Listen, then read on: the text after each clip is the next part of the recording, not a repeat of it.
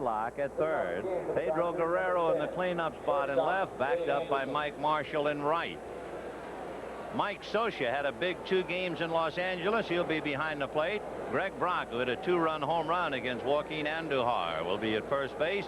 Steve Sachs, who had the first Dodger hit in each of the first 2 games, will be at second, and the pitcher Bob Welch.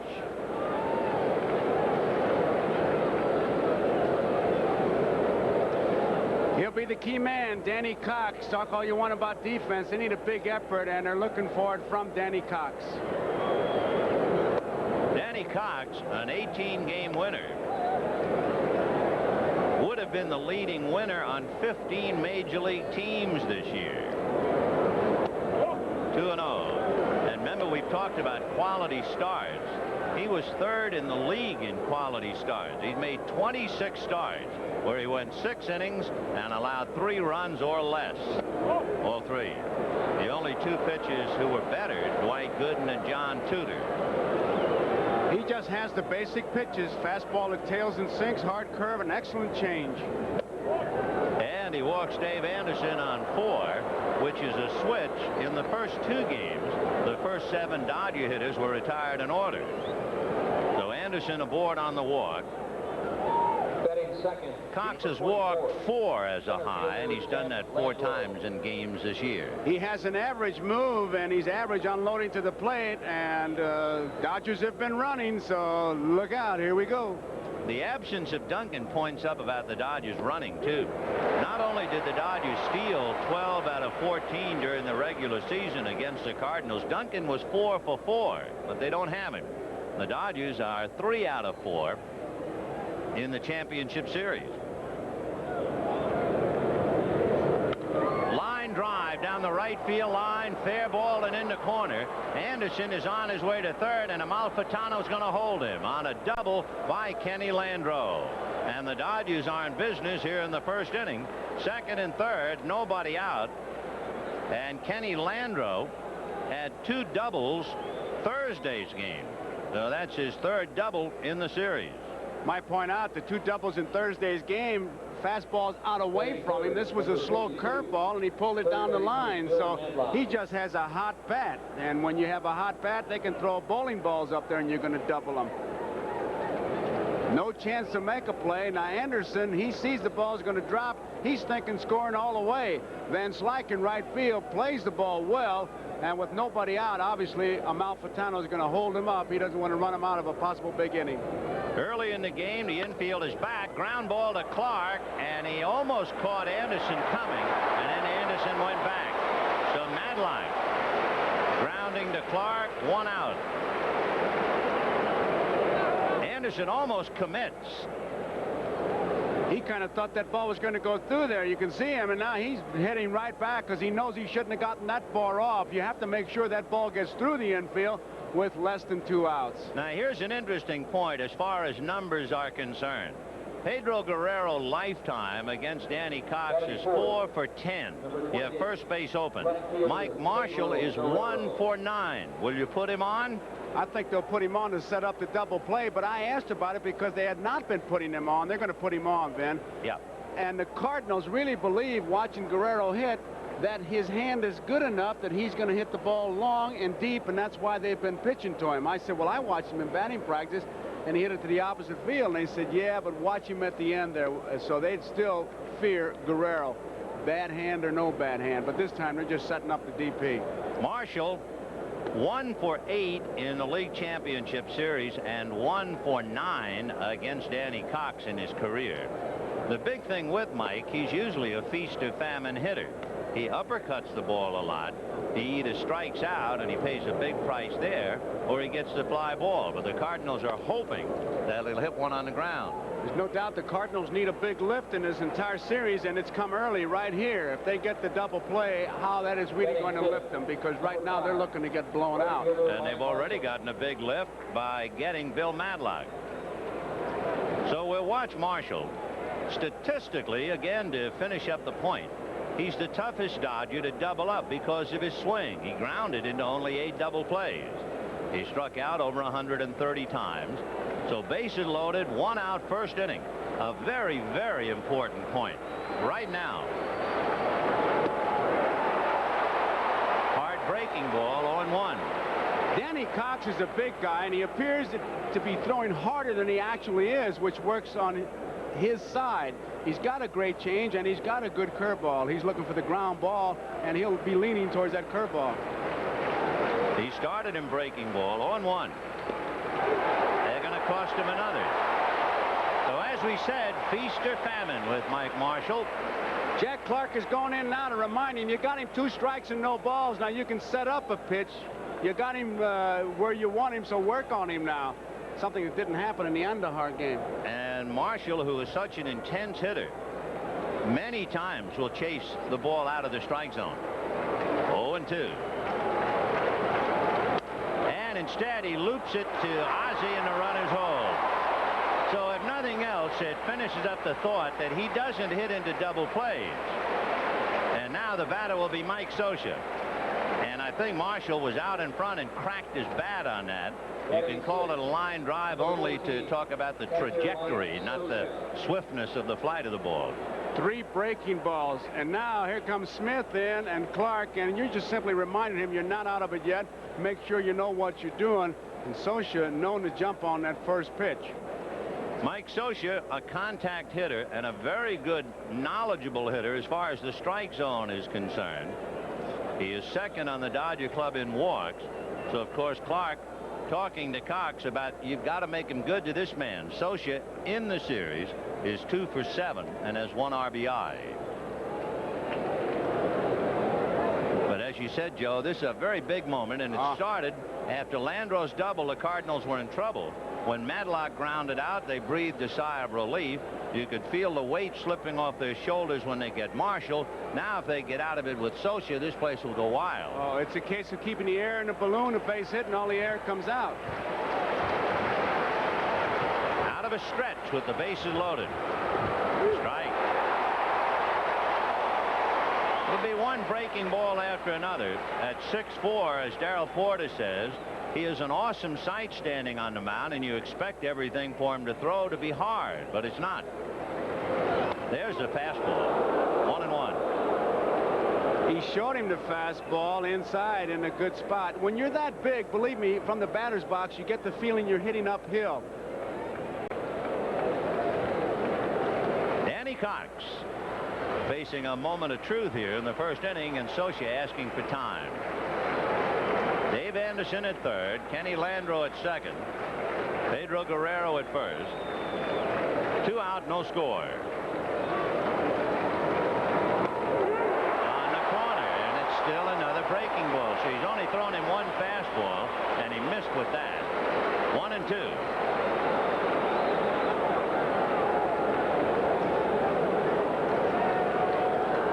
Be interesting to see if he goes after him or if he sets it up for the 2-2. 1 ball and 2 strikes. High chopper, and it's going to be down to Clark. Tricky bounce, fair ball, and they're out of the inning. And it'll be a different Cardinal ball club that will be coming up in the bottom of the first inning as the Dodgers blow a chance. Here's the way the Cardinals will come back. Vince Coleman leading off in left field, and the league's leading hitter in center, Willie McGee. 100 RBI man at second base in Tommy Herr, and the hammered Jack Clark with 22 home runs at first base. Andy Van Slyke, who starts against right-handers in right field. Terry Pendleton will be at third. Darrell Porter behind the plate. Ozzie Smith at short, and we have just seen a lot of Danny Cox. That's what they needed, and Danny Cox gave it to him in the first inning. Defensively, Guerrero, Landro, and Marshall in the outfield. Madlock, Anderson, Sachs, Brock in the infield. Scioscia behind the plate. Welsh on the mound. Key man on that defense is right at shortstop. Shortstop a key position anytime, but especially on artificial surface. And here's Dave Anderson, who has not been playing shortstop that much. Duncan out with the injury. So Dave, a spotlight will be on him very brightly. And the last time he played on artificial surface was in September in Houston, and it was as a third baseman. So Dave Anderson got a little heat on him. Bob Welch, you can see his record. He had 2 starts before the middle of June. Then he was 9-1 by mid-August. He has struck out a high of 9 in one game, and that was against the Cardinals. He is 2-0 in 2 starts with an earned run average of 1 against St. Louis this year. Strike. In the first 2 games, one of the big reasons why the Cardinals have been so quiet offensively, Coleman and McGee combined for a 167 batting average. Hit, and that's going to be down the line. Base hit. Coleman will hold up. Here's where we're going to get a chance to see Bob Welch's move. Now, he throws the first base a lot. He'll come close to balking. That's the best way I can put it. Well, as we said at the opening, he has committed more balks than any other Dodger pitcher. 4. That's not earth-shaking, but still there isn't anybody else on the staff close to him, and he'll be tested almost immediately. And as soon as he comes close, Whitey will be out to ask about it. Coleman has an easier time measuring his distance now. He'll get 1 foot on the artificial surface and 1 foot on the dirt. He knows exactly where to go. He's got it measured. He has stolen second base 79 times this year. And Bob Welch will lose his concentration by throwing too much to first base, and they worry about that. Welch has a better move than, for instance, Oral Hershiser. So what Hershiser did was pretty much keep the game under control after the first 2 innings. We'll see whether Welch can be tested. As we said, he has pitched exceptionally well against the Cardinals in his 2 previous outings. That was interesting. He was trying to catch him between that horseman's move he was making over there, trying to dig in much like you see a horse do. And Coleman now working on it, as you can see, and he has to call time if he's going to start digging in like that, because, well, Welch almost caught him between digs. And meanwhile, McGee patiently waiting at the plate. The other night, you remember, Hershiser threw over 9 times to first base. That's a strike. So far, here comes Whitey. Yeah, this will start. This will be, we set the stage for you at the start. He's going to be talking about balking all day today.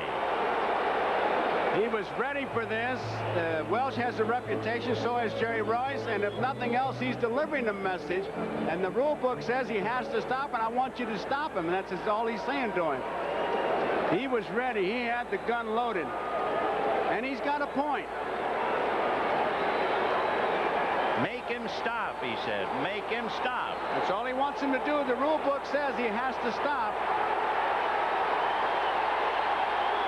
That's all part of it. He didn't stop. I remember at one time in the rule book it said you had to stop for 1 complete second. And boy, that caused as much of a rhubarb as anything. Trying to guess exactly what 1 complete second was. 0-1, and we're off to a noisy start at Busch. Dodgers load the bases and come up empty, and the Cardinals now have Coleman single, Herzog hollering about balk, and the count 0-1 to Willie McGee.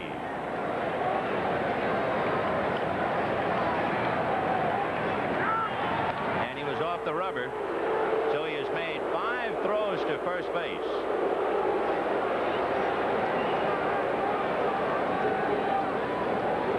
Get a feeling that this one's going to be a wild one. Oh, it has to be. Whitey's got to light a fire under his ball club, and he's done a pretty good job. He's already put a lot of gas on the fire. 0-1 the count. And there goes Coleman. A pitch out. The throw. He's in there.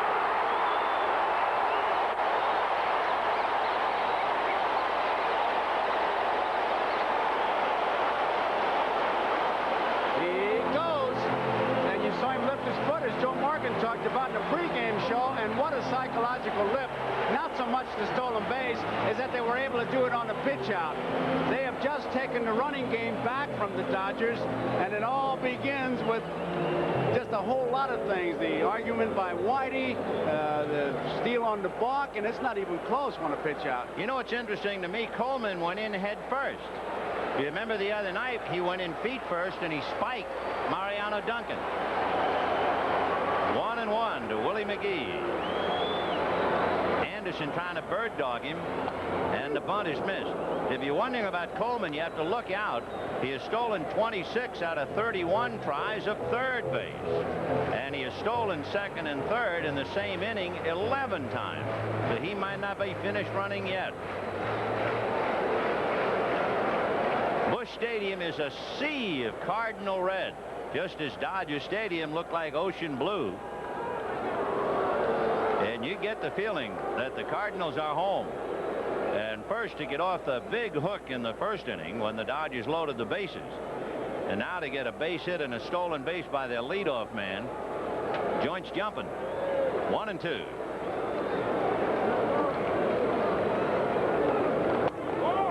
2-2 to Willie McGee. Coming into this game, the Dodgers were 9 for 19 opportunities in getting people home. The Cardinals were only 3 for 14. This is a superstitious Tommy Lasorda. You see that straw in his mouth? He happened to pick one up in the first inning of the first game, and the Dodgers won it, and he's chewing that same straw, the last straw, I guess. He has Bueller to load extra ones. 3-2. On deck, Tommy Hurd. Just like it was an important inning for the Cardinals to get out of it, it's important now that they put a run on the scoreboard with Coleman stealing second base. So McGee, if he does make the out, they have to pick up the base. So a full count to Willie McGee.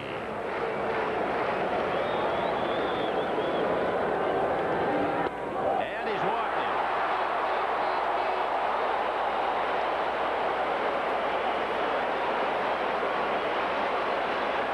Socha trying to settle his pitcher down because this is the Cardinal game. The track meet begins. You know, they've been described many ways.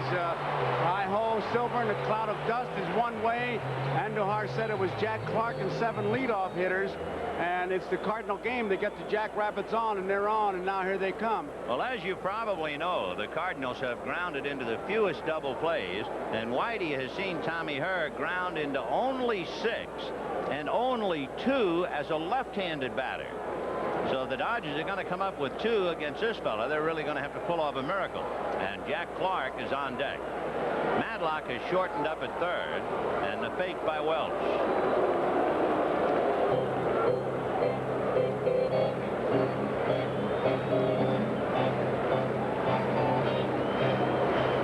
In the first game of the series, the Cardinals had 2 men on in the first inning, but there were 2 out. And Valenzuela got the last man.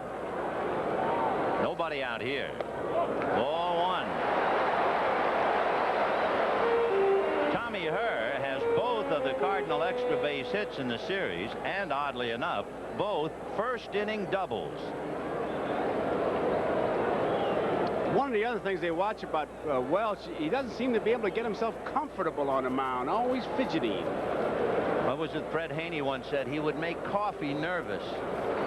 It's a tip-off on him. And he's behind 2-0. It is tough for any team to have a starter in trouble early. But the worst possible thing that could happen to the Dodger bullpen is to have to go to the pen early. The Cardinals can afford it a lot better than the Dodgers. So far, the Cardinal bullpen, they've used Horton, Daly, Campbell, Lottie, and Morrell. The Dodgers have only used Tom Niedenfuer. But it's not only a matter of quantity, it's also a matter of quality. And Herzog has more of it in his pen. 2-0 to Tommy Hurd. You have McGee at first, Coleman at second, and look out here. Remember, they had that double-double steal against the Cubs.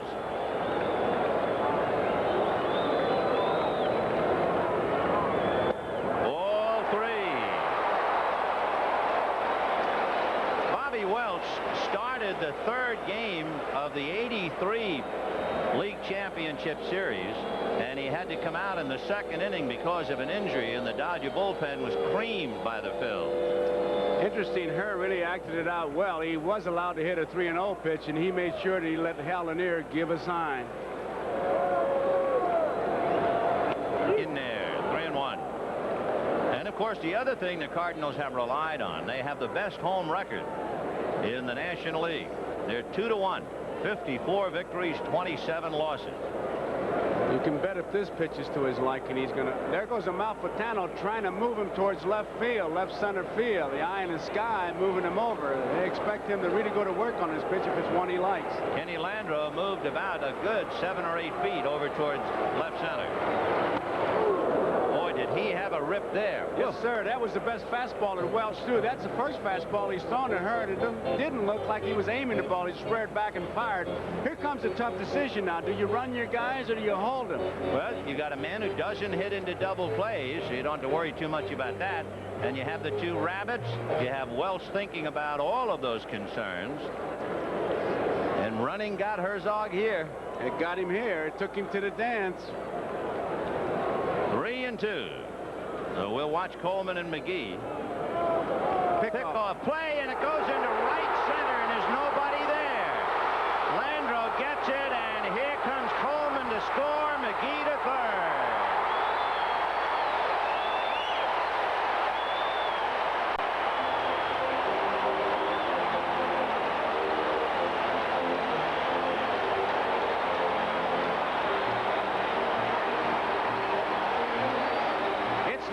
Close now. He's got plenty of daylight, a good chance to pick him off, but he throws it over the umpire's head, and it acted like a single in the center field because Landreau, we pointed out, was in left center field, and the relay goes to Sachs, and Sachs, he really didn't know what to do because of the speed. He finally looked at third and saw McGee go sliding in.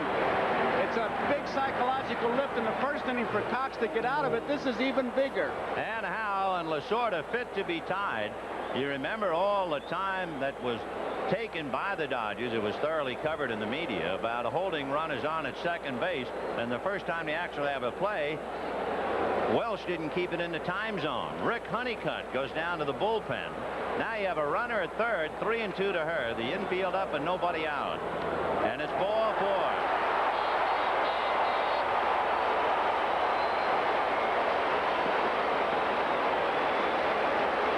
First and third. Speed is the keynote. The stolen base by Coleman.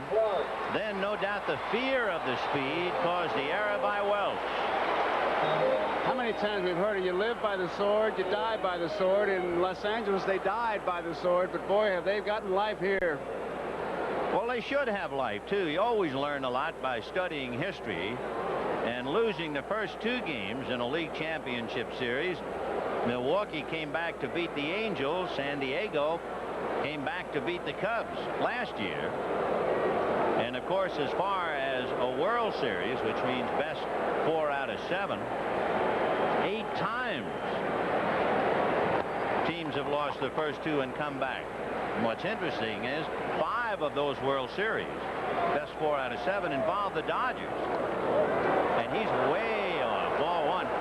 Welch is pitching like he's going to be carried out on a shield any moment. He's really trying to overthrow that curveball. Clark, a notoriously first ball fastball hitter, so he was going to start with the breaking ball, and Clark was set, and he just missed completely with it.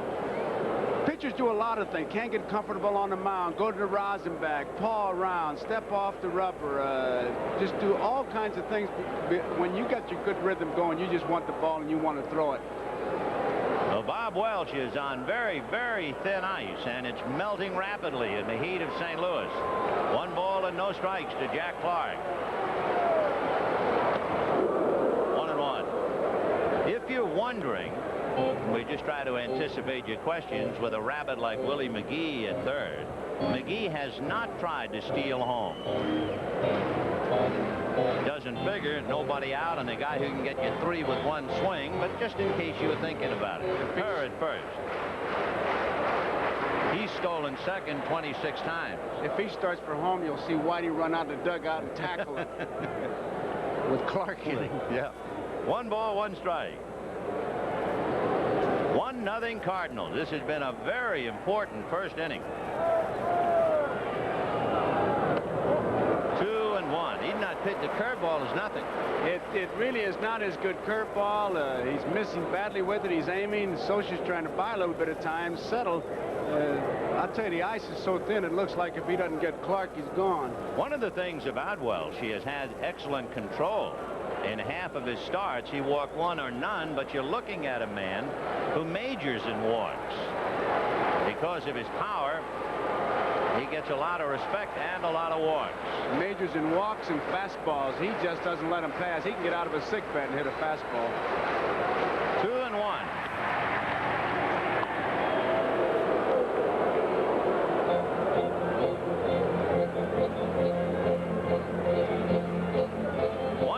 Cardinals first inning.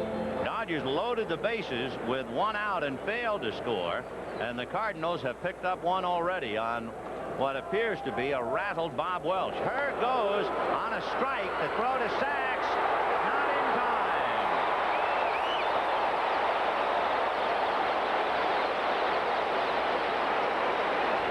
time. He gets a tremendous jump, and it's a straight steal. If Clark hits it, he's got to find that ball. Safe. So now the nation is looking at the team that won 100 games this year. Socha gets off a good throw, but the jump that Herr had, he just couldn't make up for it because Welsh he's worried about McGee, but he's more worried about Jack Clark, and now he's really in the jackpot. Second and third, nobody out. First base open. 2-2 to Clark. Infield back. Got him with a fastball. Now Andy Van Slyke coming up. Let's take another look at that fastball, Joe. He got it in a good spot. You can see he's really zeroed in on where he's going to throw it. Just blew it right by him. Strength against strength. Big meeting on the mound as to what they're going to try to do.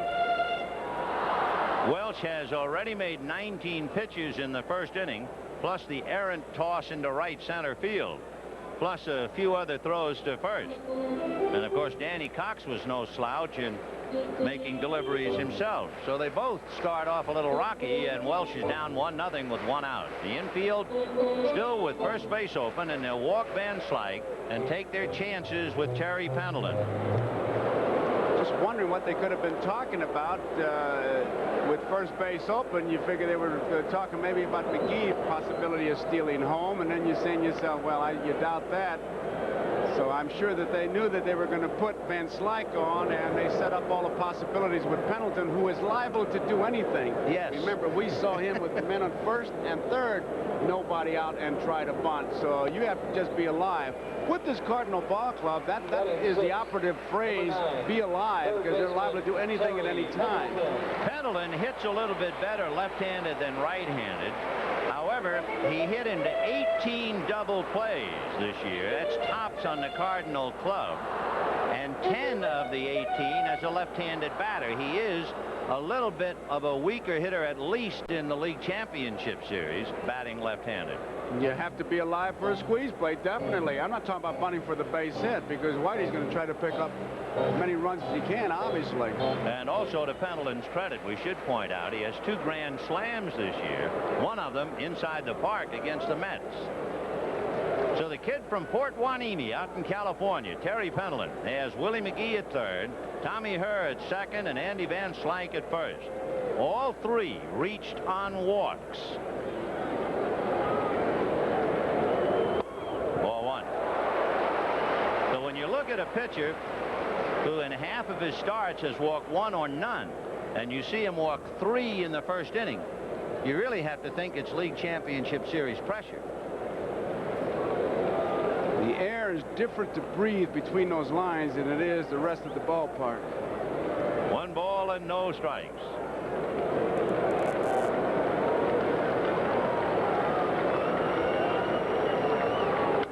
Big ground ball to the hole. Great stop by Sachs for the out. McGee scores. 2-0 St. Louis. That thing's through. They got a couple more. Fine play by Steve Sachs. Looked like he was just only going to knock it down, but he is able to get the out, a big out, because if it gets through there, and this is a very quick surface, and Sachs makes a fine play. Big out. You have to remember, too, that throw by Bob Welch into center field. allowed 1 run. You don't really know how things would have gone had he not thrown the ball away. We do know that the Cardinals have 2 in the first inning. They have again runners at second and third. They have the left-hand hitting Darrell Porter coming up and the switch hitting Ozzie Smith on deck. Porter is hitting 167. He has 2 hits so far in the series. Those were his numbers for the year. And with 2 out, they're going after him. 2-0 St. Louis in the first inning. Breaking ball strike. They really expect him to pull the ball. Landreau is way over in right center field as we look at Ozzie Smith. A lot of room in, and you see the defense there. Look where Landreau is and how much room he's got center field over. There, we finally see Guerrero. Sachs can play beyond the rim, beyond the infield white line, and he is so far out there that he has to lean to his right to try to look in to see what Soch is calling. He wants to find out about an off-speed pitch, which he then figures that Porter would certainly pull. He's going to pull everything, this guy, it seems like. 0-1. Breaking ball and the count 1 ball, 1 strike.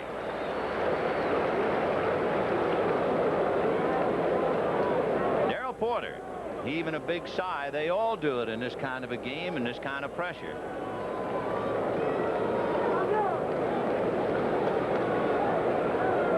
Cardinals 2 runs, 1 hit. Dodgers no runs, 1 hit, 1 very big error.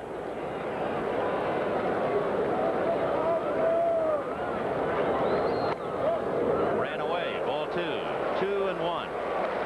The pressure is here, and here comes Madlock in to talk to Welch. And I think Red had a great line. Shane Deanson had Huck Finn philosophy as we look at the Dodger bench. They were telling Socha to go out. Go out, and they're going to buy some time.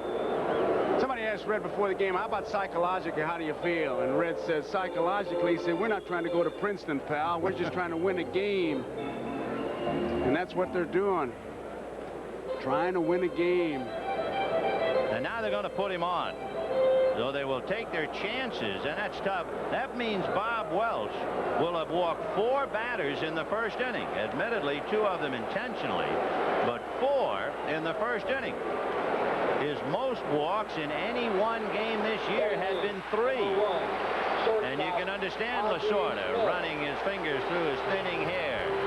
It's getting hotter by the minute here. And Ozzie Smith, who just slaps at that ball, can put it in play. And on his artificial surface, he becomes a tough hitter. Ozzie Smith is 4 for 8 in the series. Those are his numbers for the regular year. And with 2 down, a very tough hitter at the plate. Contact hitter, strikes out about once every 22 times, so you don't look for to get him out that way. Porter, Van Slyke, and Herr on the bases. And Bob Welch on the griddle. They're trying to pull in Landreau, pull him in and towards left field. They're having a terrible time moving him.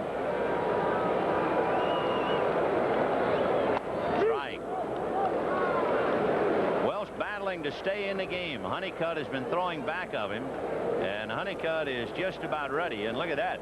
That's a lot of pitches, and he's not out of the first inning. Plus 9 throws to the bases. And 1 to the outfield.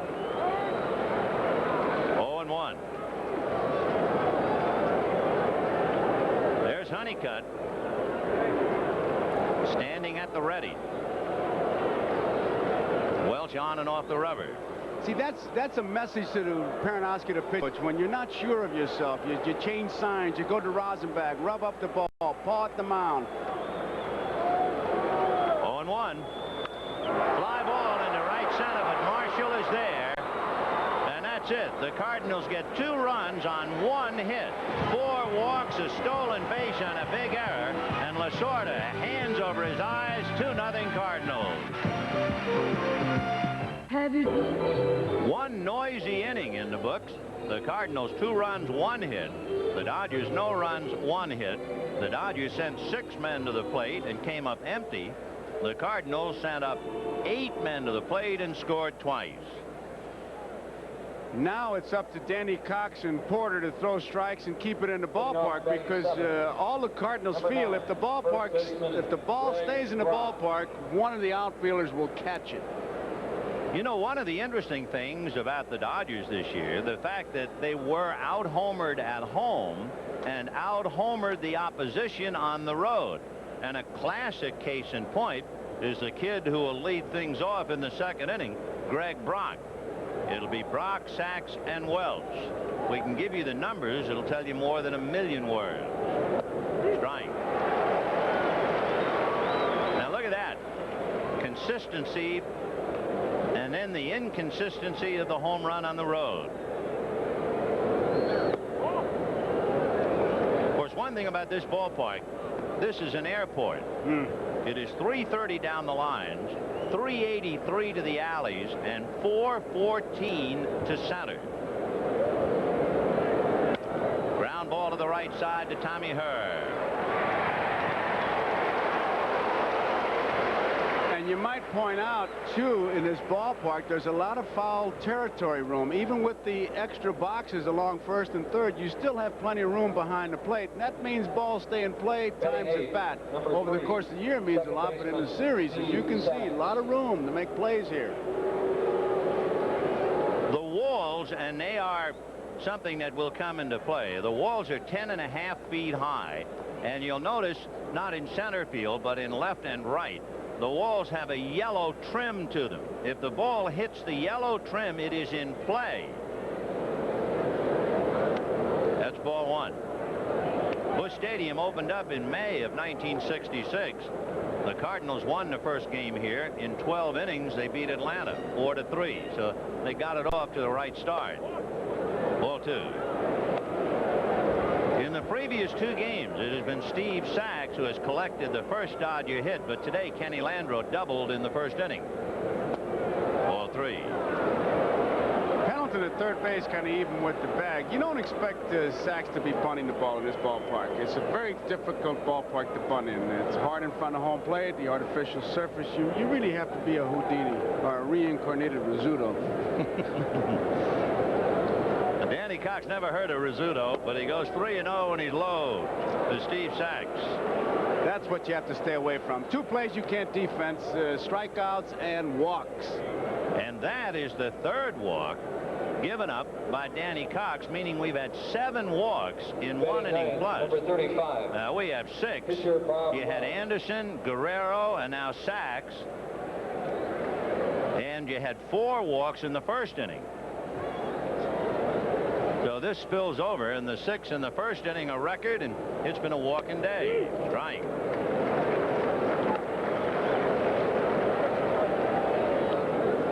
Bob Welch has sacrificed 7 times for a ball club that led the league in sacrifices.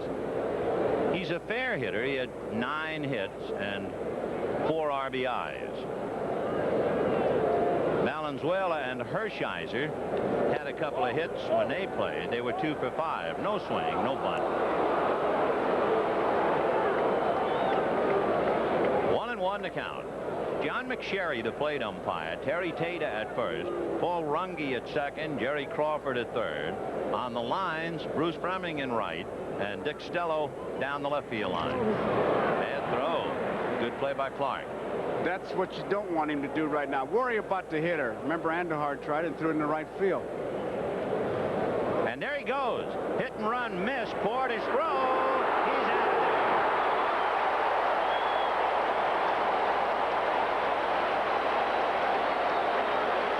Porter really sidearmed that ball. He really made a sensational throw when you look at it. Sachs did not have that good a jump. You saw both feet on the dirt. He's looking back to see what happened to the ball, so that cut down his speed, and Porter really made a sensational throw. Watch how he throws his ball. He's down on one knee, and he really 3/4 sidearms it, and it goes to the second base side, and it's a perfect throw. It's an amateurish thought, and professionals, I'm sure, have to fight it. The thought that the Dodgers might have of, uh-oh, it's going to be that kind of a day. They have to think that. They have to. But you have to fight it if you're a pro, don't you? Oh, you have to fight it, but you're definitely thinking you really have to battle it because everything has gone wrong. I mean, they plug in for the toaster and the television set's going on.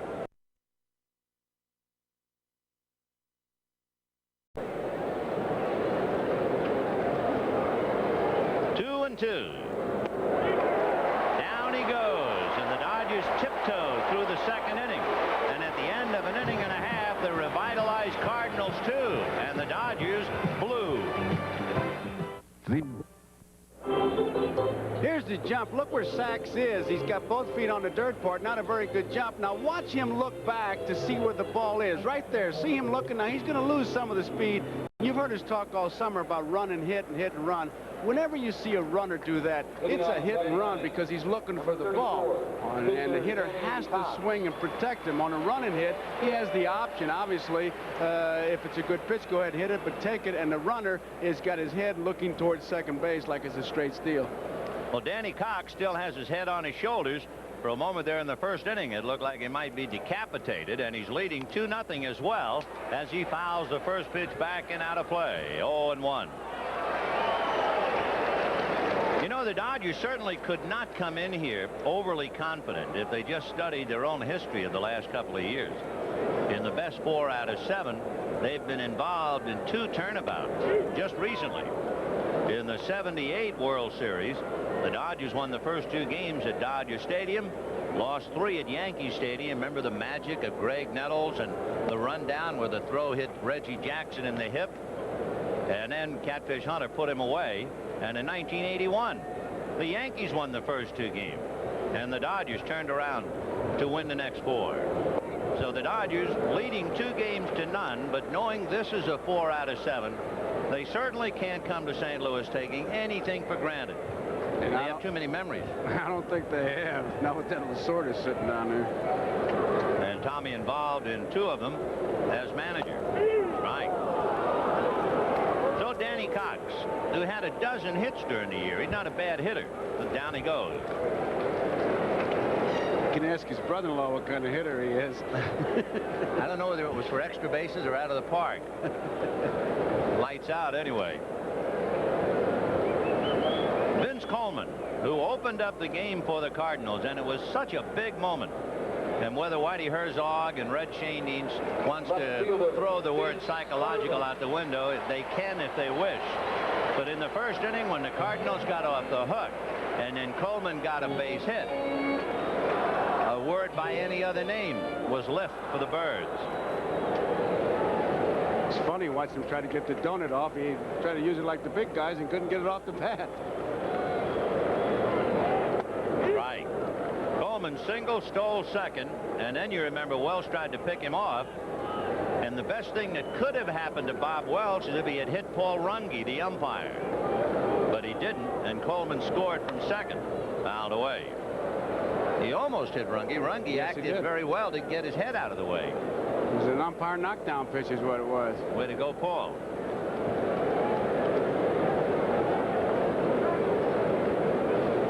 Two to Vince Coleman.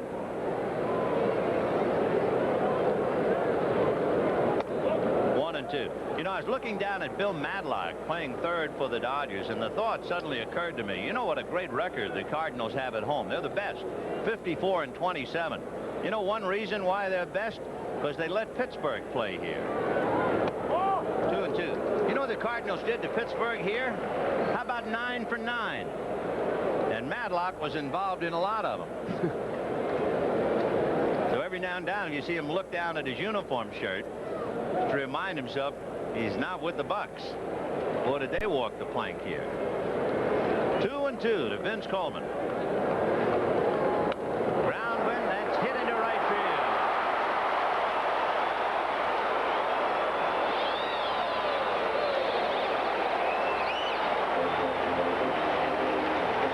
Welch, who certainly felt the pressure in the first inning, will have it immediately applied in the second inning. And I invite all you people watching television to join me in playing the game. When should you pitch out? Forget strategy. The Cardinals run at any time, any pitch. As we look at Powell running down to the bullpen. But You know he's going. Pick a pitch. When would you like to pitch out? Willie McGee standing at first. The league's leading hitter, remember, and walked in the first inning. And that sums it up. First time the Dodgers had walked him all year.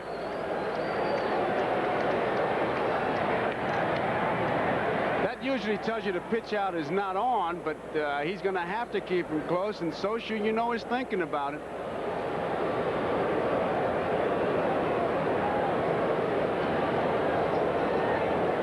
No, he bluffed. Good bluff. I don't know if that was a bluff or whether he started to go and changed his mind. It was really a good bluff. He gave it a good start, I tell you, and that's the way you acted out. He had Welch rushing his pitch, and Socia just jumped right out of there. Now, he's got to come to a complete stop. That's what Whitey talked about. Here's Coleman really bearing down. Got a good lead.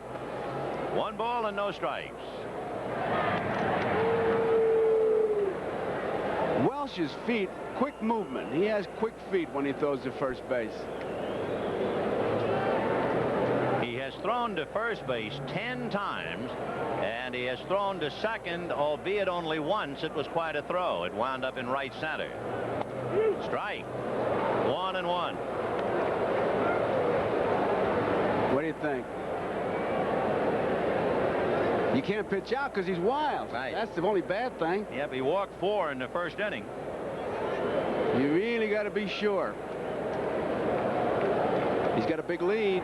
Coleman takes a lead, and for all the world, he does look like a cat who's trying to bury something in a sandbox. Boy, does he get ready at the end of the runway to take off. 1-1. You talk about pawing at the dirt. Look at him. He should be calling time to do that. Wow. While he's doing all that landscaping, I mean, he's not going to get a good housekeeping award for that. He's going to get picked off. 1-1. Got that right foot well on the rug, and he was too far on the rug.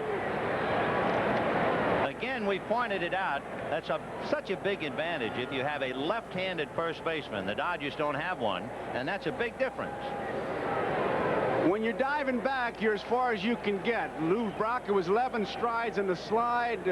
Kenny Boyer was an arm's length and body's length and an arm away. Here he goes. Here he goes. Pitch out. Now they got him hung up in the dirt into right field. They'll stop him at third. And the Dodgers look like the Dodgers of April and May.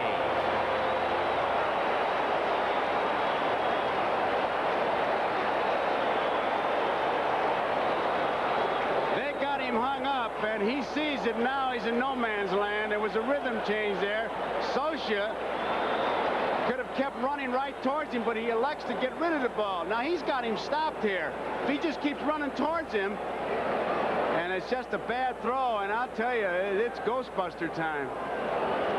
And now the infield up with 1 out. Coleman at third.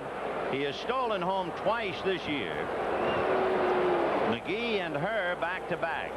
2-0 Cardinals with a golden opportunity for more. Ball 3, and Welch is all over the place now.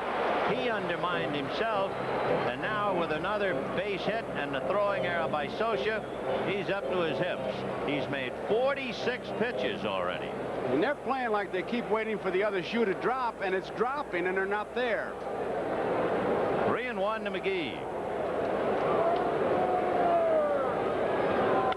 Big chopper into right field.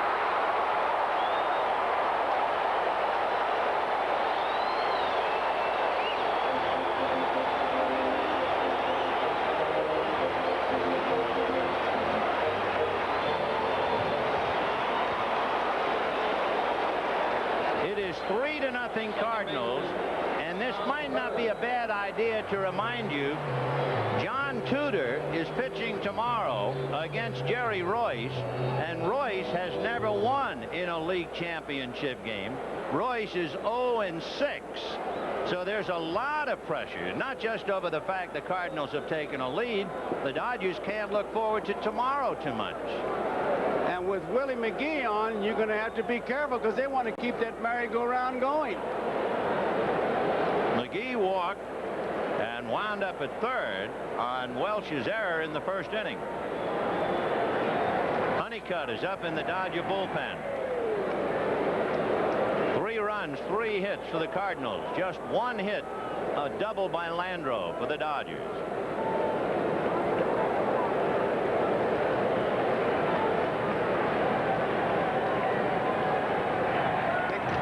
Remember how we told you that in the first 2 games, McGee and Colvin hit a combined 167. It should be pointed out they are 3 for 3 today with a walk and 3 runs scored. They had him leaning that time, Vin. And he's got that right foot on the rug. Dodgers pitch out. Usually it's like Pavlov's dog that salivates at the sound of a bell. When a pitcher on AstroTurf sees the runner with run foot on the rug, he either throws over there or they pitch out. And that time they pitched out, and the bench is getting a lesson. Amalfitano is the man who calls the pitch out. You're going to be wrong, but when you're right, it really picks up the ball club if they execute. 1 ball, no strikes. McGee goes.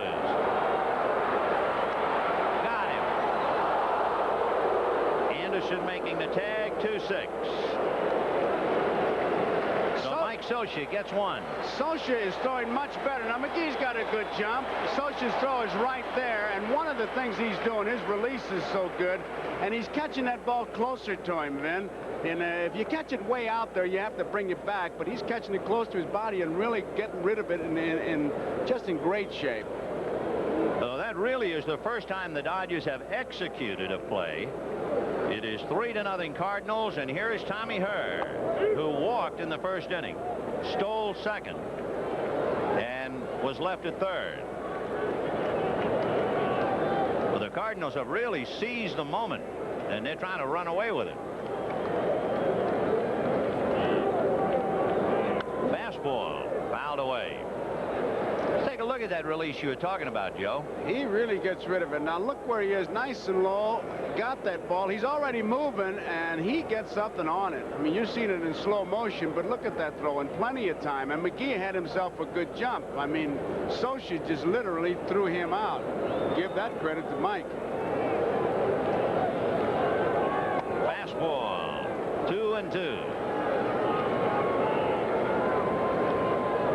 In the regular season, Socha had thrown out just 1 Cardinal base runner. They put a lot of heat on him, but there's too much talk about catchers and a percentage of throwing people out. The key is the pitcher. 2-2. Tried a breaking ball, and there wasn't very much on it. He does not have that good curveball yet. No. Socha has been working, trying to reach for it and fish for it, and that's what you have to do.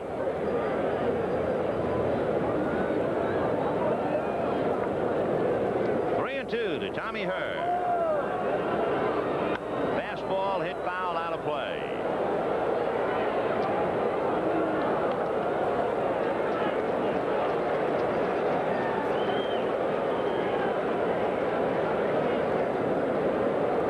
For Tommy Lasorda, I guess the day began on a foul note when he found out Mariano Duncan couldn't play, and it has been downhill ever since.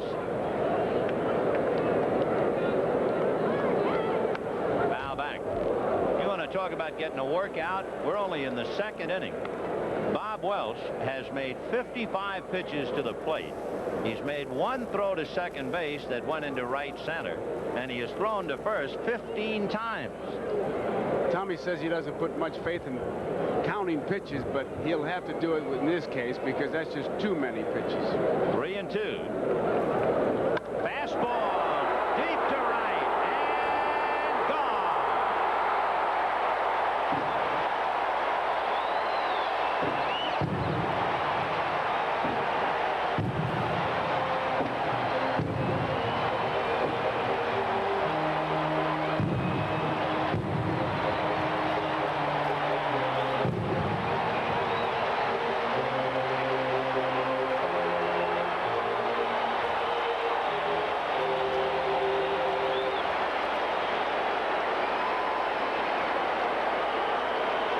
This is a fastball that he hits. Now, keep in mind, we were talking about Welch not having the curveball. And the last 3 pitches to her were fastballs, and you just can't keep throwing a fastball to a good hitter and get away with it.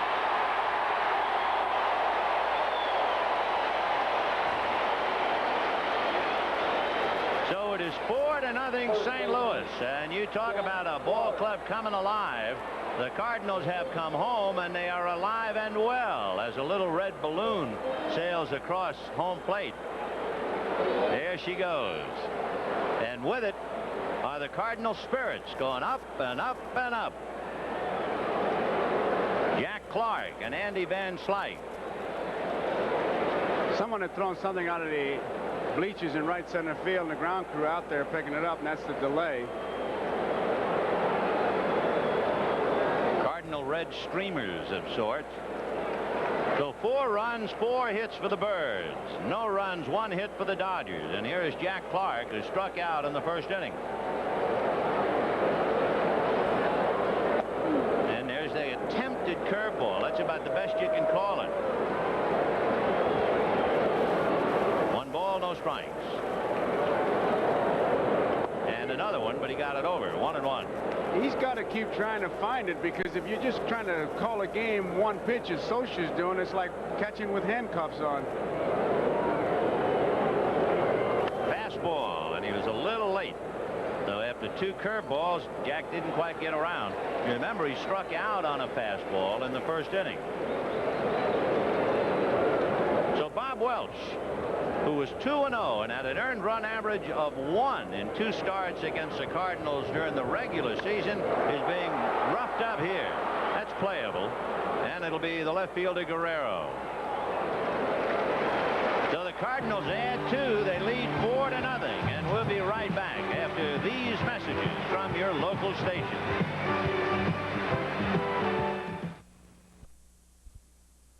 The Cardinals have flown away to a 4-0 lead as we go to the 3rd. Dave Anderson, Ken Landreau, and Bill Madlock. 4-1. Anderson walked on 4 pitches in the first inning. That's when Cox got himself into trouble.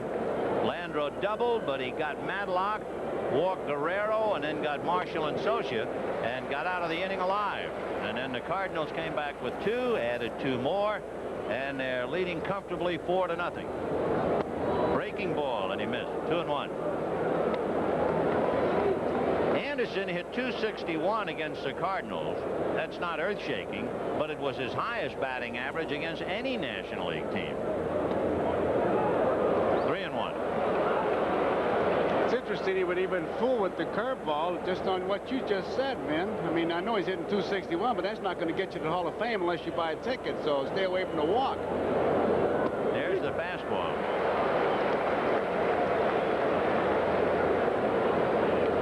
Danny Cox leading 4-0 in the 3rd. And a breaking ball got him.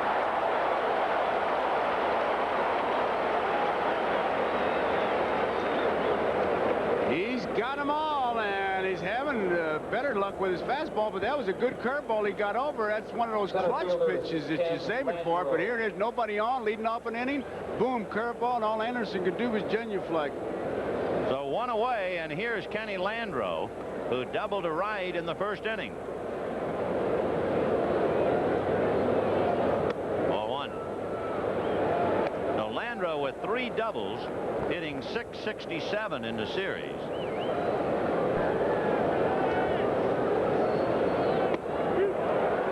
One and one to count.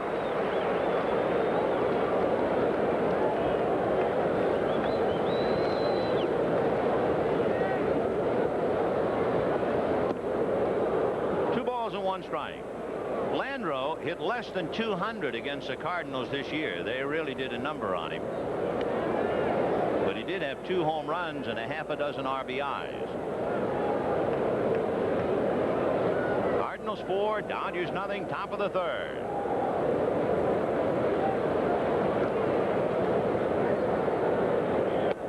Change, and not much on that one. 3-1. Remember, Cox has walked 3. And that's hit towards left center. Coleman on the run.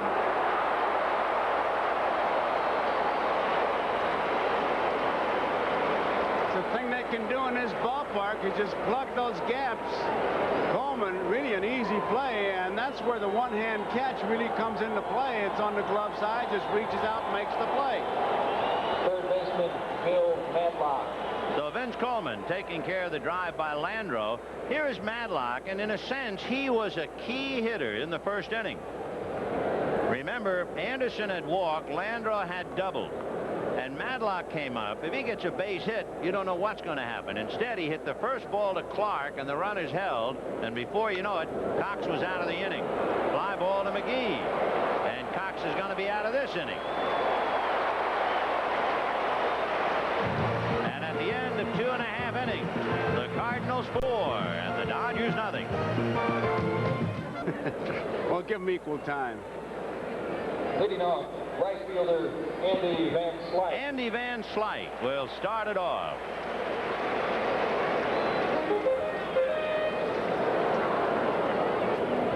The Dodgers had done something that most teams in the league had been unable to do. They had really shackled this high-powered Cardinal offense. Going into today's game, the Dodgers had held the Cardinals to 3 runs or less in 10 of the 14 games. That includes the 2 league championships. But boy, what a difference a day makes. 2-0. Been in this wonderful age of statistics that's given us game-winning RBIs. Welsh has made 62 pitches, 15 throws to first, 1 throw to second, for 76 throws, 2 long-distance calls, and what have you. 76 is not the spirit you want here today. No. 2-0. In there, 2-1. He's throwing the ball a lot, man. Yeah, everywhere. Van Slyke walked intentionally in the first inning. 3-1. One way or another, Welsh is on borrowed time. He is not the kind of a pitcher who can pitch a 150-pitch game, so that he could not hang around even if the Dodgers came alive offensively on a day like today. 3-1. High fly ball to straightaway center. Kenny Landreau is here. That's a cemetery of hopes out there, 414 feet away. When a fellow pitches a game like this down in the bullpen, they call it a yo-yo day. You just up and down all day, up and down. Well, here's Terry Pendleton, who has had his ups and downs for sure. Terry, however, came up and grounded hard. Sachs made a great play, and he picked up an RBI, lost a hit. Slices it to left, but Guerrero is there. 2 down. And Darryl Porter coming up. Now, you're the coach. Welch has been struggling. Guys, Van Slyke hit the 3-1 pitch. He hit the first pitch. Would you let him take a strike? Oh, and how? I'm always amazed at how coaches and the manager will allow a hitter to go up and do what would appear to be so obvious not to do. You're assuming. And you always blame the hitter. Well, you should. You have to assume that he's going to take a pitch right here. That's the way you play. That's the way you learn. You can die by assumption in the big leagues. Huh. There it is. There's a veteran, right? Terrific assumption. And it was not a good pitch. It was out of the strike zone. Yeah, but look, he's hitting. If you made him take it, probably file a grievance. But, I mean, it's bad hitting. 0-1 to count to Darryl Porter. Assume my foot. 1 ball, 1 strike. 2 out in the third. Cardinals 4, Dodgers nothing. Ozzie Smith on deck. 2-1. If he takes the first pitch, he's 3-0. Yeah, but you're assuming. That's right. That's because you were a big leaguer. Big leaguers assume. Yeah. 2-1. Breaking ball, and that's hit foul. 2-2. Welsh is due to bat 6th. And you can almost count the time. Lasorda does not want to get into his bullpen. But, of course, he doesn't want to see the ball game just totally go down the tubes.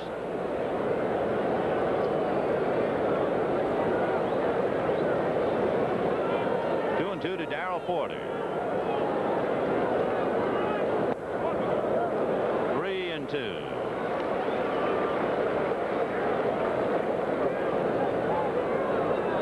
Perinoski standing there, and Monty Basco wearing glasses, and Lasorda back in the dark corner. He's probably spit out that good luck straw by now. Slow curve, banged into right field. It is that non-existent curveball that we've been talking about, and Porter is into second base with a double. Was it not breaking and fighting hard? It was up, and there's nothing that a hitter loves more than a nice high curveball. And Porter really jumped on it. Ozzie Smith. See Brock jumping, but to no avail.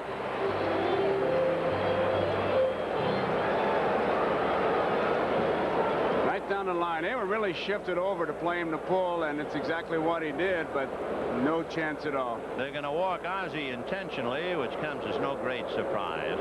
That means 5 walks given up by Bob Welch, but 3 of them intentionally granted. Looking at Darrell Porter with that double, remind you 3 years ago for the Cardinals, he was a big man in the LCS. He went 5 for 9 with 3 doubles.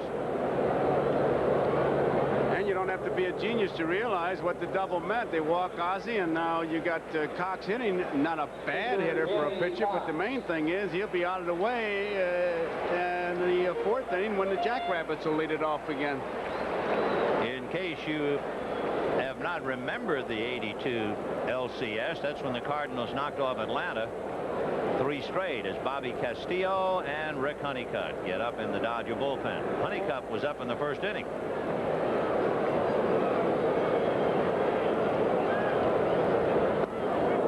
Swing for a strike. They're really playing Cox to the opposite field. They're almost playing like he were a left-hand batter. Landro's in right center, not too deep in right field. Porter's going to have trouble scoring if Cox should get a base hit. He had a dozen hits and a half a dozen RBIs during the year. 0-2 to Danny.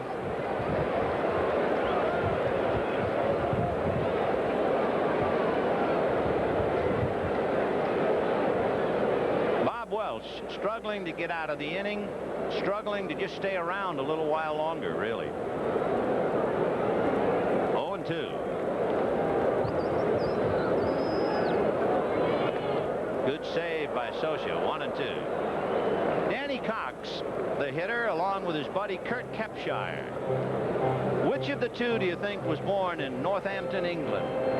Kurt Kepshire? Nope. Danny Cox.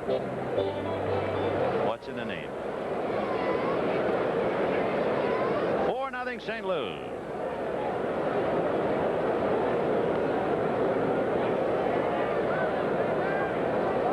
Porter at second, Smith at first.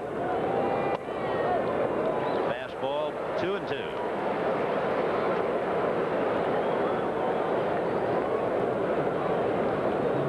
Must seem like an eternity out there for Bob Welch. He's made 80 pitches so far, and he's in the 3rd inning. And he's also had so many base runners. I mean, he doesn't know if he's pitching with 2 infields. There are guys out there all the time.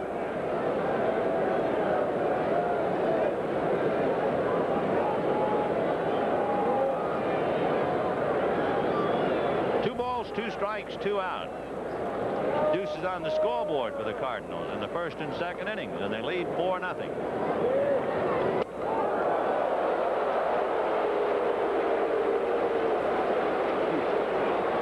Fans are booing, but not even close to a brushback. He just liked to throw a strike. That just got away from him. He is just staggering. He is what just he's doing. staggering is right. In fact, he's what they call a near beer pitcher. 3-2. And the runner's going. Porter at second, Smith at first, and he's walked Danny Cox. Well, I don't think Lasorda can take any more. I would doubt it. And here he comes. Enough is enough.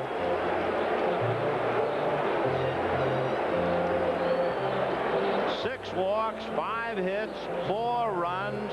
He has surrendered a home run, a double. He has thrown a ball into right center field. Best best thing to do is to be careful going home. And Rick Honeycutt will be coming in to pick up the pieces. Cardinals 4, Dodgers nothing. Rick Honeycutt's numbers don't explain to you that he underwent off-season surgery to remove the tip of the clavicle in his left shoulder.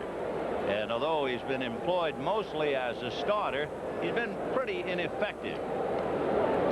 He split 4, then he lost 3 in a row and never really got back in the 500 level. He lost 5 of his last 7. He did win his last decision, and that was his only complete game in 25 starts. It was against Atlanta the middle of September. So he is a pitcher who is struggling to come back from surgery and is now brought in with the Cardinals leading 4-0. Left fielder, Vin Scully. The base is loaded. 2 out, and Whitey Herzog enjoying his first moments in the ballpark since the league championship series began. And you have to give him some credit, Vin, for starting that fire, because on the first move by Welsh to first base, he came out and he started screaming and yelping. Coleman turning around to hit right-handed, and it's interesting. He hit 100 left-handed against the Dodgers and 300 right-handed against the Dodgers. But they are forced to pitch to him this way with 2 out. Ball 1. Porter at third. Smith at second. Cox at first. You might be getting sick and tired of base on balls already.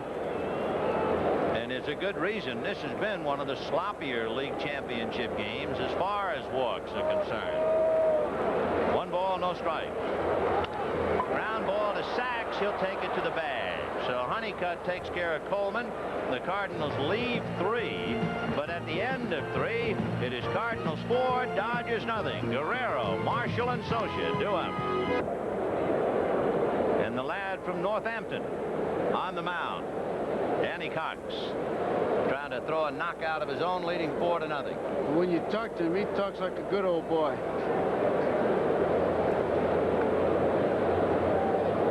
The Dodgers will have Pedro Guerrero, Mike Marshall, and Mike Socia. We were talking before about walks. The most walks in an LCS game by 2 teams, 12. And we've had 9 so far today in 3 innings. Ironically, back in 1974, the Dodgers and the Pirates, the Dodgers drew 11 walks, and 4 of those walks were given up by Jerry Royce, who will be the Dodgers pitcher tomorrow, and who has never won a league championship game. There's Jerry now, and he'll draw John Tudor. There's a drive to left. Coleman moving, can't get it. And that will give Guerrero the extra base as McGee backs up, and Pete into second base standing with a double. It was a sinking line drive, and it caught Coleman in between. It looked like he was going to play it on the hop, but he had broken in. Right here is in between. Now he's going to go for it, and he's not even close to it. And with the artificial surface, it's going to get by him. You know, one thing has happened to Guerrero. He got into a terrible habit following the injury, and while trying to break Steve Garvey's record. Now that that's history, and he still has the bad wrist, he has adjusted. He's not hitting for any power. But since he is coming back, he's been hitting over 340. He's just unable to hit the seats like he did all year. And here's Mike Marshall.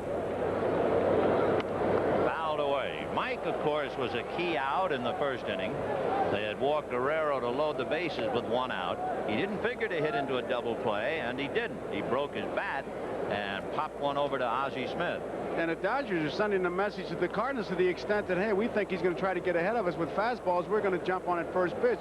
Guerrero did, and Marshall just did. Breaking ball, and a good one.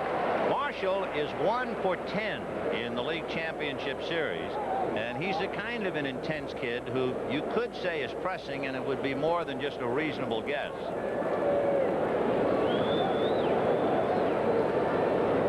Fastball, that's a break, and a deep drive to right center. McGee can't get it. It's going to bounce in the seats. How could he give him an 0-2 fastball? Whoa! So Guerrero scores. Marshall will stop at second, and it is 4-1. And that was some pitch. by Danny Cox. I think he was trying to get the ball inside. You see McGee trying to track it down, but that ball almost out of here. It bounces high enough to go into the seats. And luckily, because it had been at least a 3-base hit, he tried to move it back. That was a mistake, but he made the mistake the wrong way. That's the kind of a scouting report on Marshall. 0-2, a kid who presses, breaking ball, hammer in the dirt. Bad. Bounce that ball. You got to throw that 55-footer. Boy, that was a Christmas present. Here's Mike Socia now, ball 1. The Dodgers trying to come back into the game with back-to-back doubles by Guerrero and Marshall to make it 4-1 St. Louis. 1 ball and no strikes.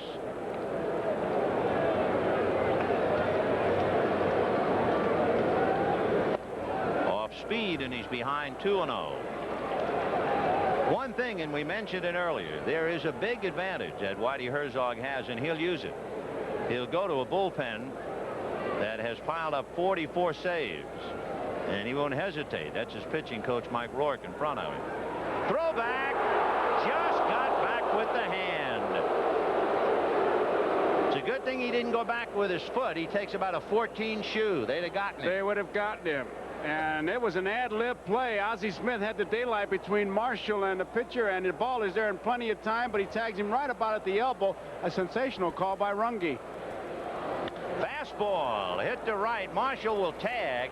Van Slyke for the catch, and the Moose is trying to go to third. He is in there. Tell you, he made it close, Van Slyke did, and he only did it by aggressive play. As the ball was in the air, he really got himself in a position, and I tell you, he knew he had a chance. And look at Marshall bearing down, and the big guy's running as hard as he can, and that throw is a real good throw. Doesn't get him, but a good throw. Look at him, Malfitano. He's down on all fours. Now watch him get in position. Look at him, 3 steps as he catches the ball, and he puts everything he's got on it. If nothing else, that tells the Dodgers, you run on me, I'm going to shoot you down. Good play. Yeah, if it didn't take quite that high a hop, it would have been a lot closer. Good play, right. So with a runner at third, the Dodgers now trying to cut the lead in half. Off speed, good pitch to an aggressive hitter.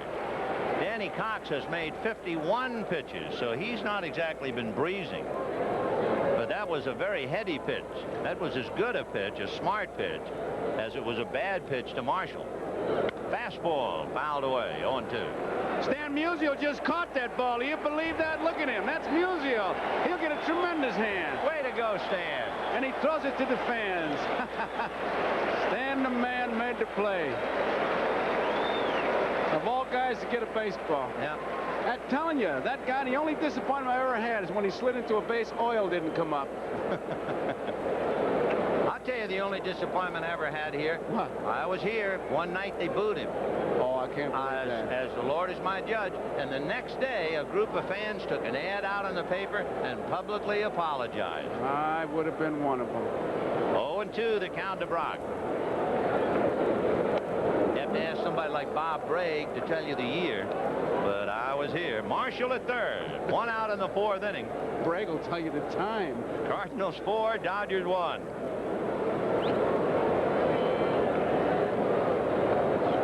Got him. Big strikeout.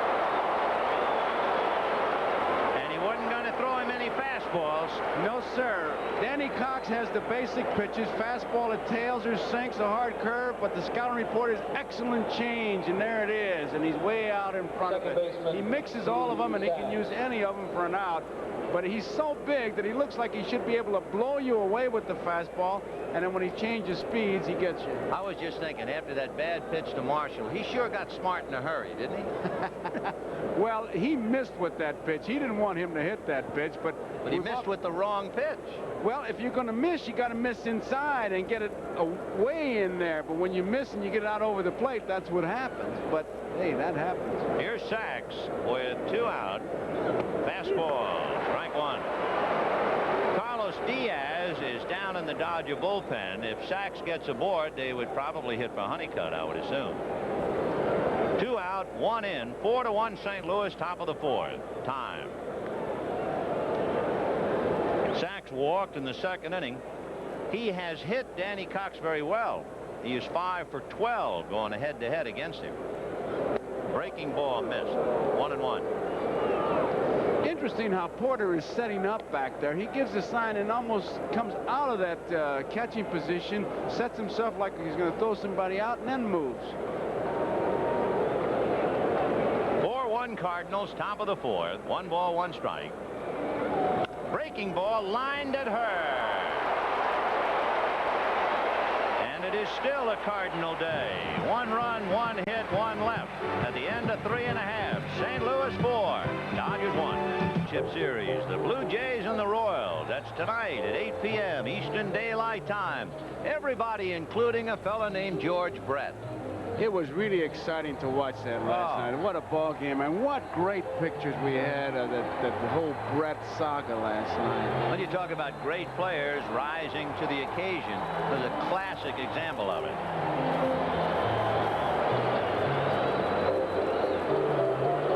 Rick Honeycutt getting ready, and he'll be pitching to Willie McGee, Tommy Herr, and then Jack Clark. So they'll turn the switch hitters around. McGee has walked and singled. Again started Bob Welch. Now he'll hit right-handed against Honeycutt.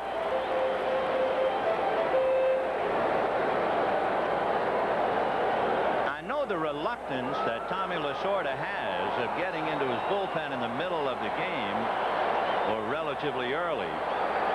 Honeycutt is due to lead off in the 5th inning.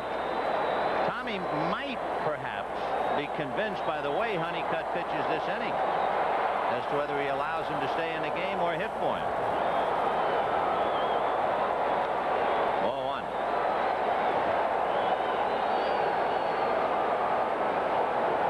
Show you what kind of a productive day it has been here in the aviary that is Busch Stadium, the home of the Birds. Foul back.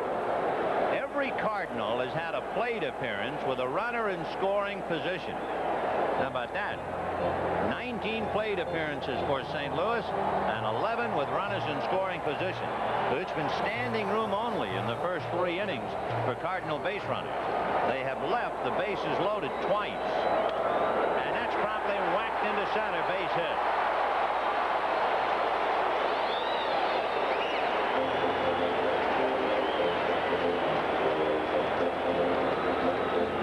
McGee, a line single. Nick Lavo over to talk to him, and Tommy Herr, the batter. Herr walked in the first inning and stole a base, and then came up and homered in the second. His home run was good for only 1 because McGee, if you remember, was thrown out just prior to Herr's home run. Got a left-hand pitcher now, and a lot of runners like that even better, and you got a hit-run combination. They do play the game with these 2 fellas. McGee 1 foot on the rug. And Honeycutt's going over there. We'd like to remind our viewers we'll be selecting the NBC Light Beer from Miller Player of the Game at the conclusion of the ballgame. Long way to go. We're in the bottom of the 4th. Cardinals 4, Dodgers 1. McGee poised and at the ready.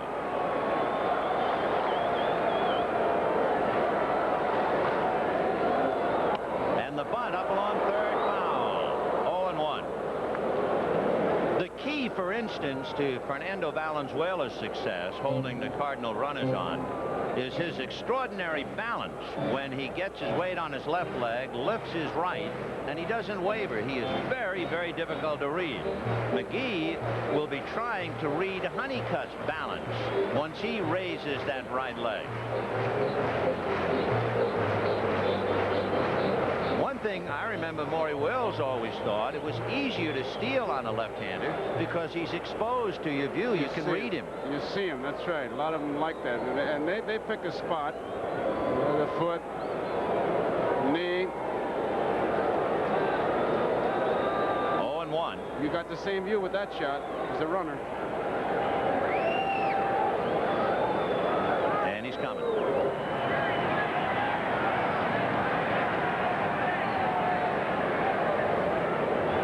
Up a move. This is what McGee's looking at. Now just concentrate on the pitcher and see what moves first for you. And then first move you can break.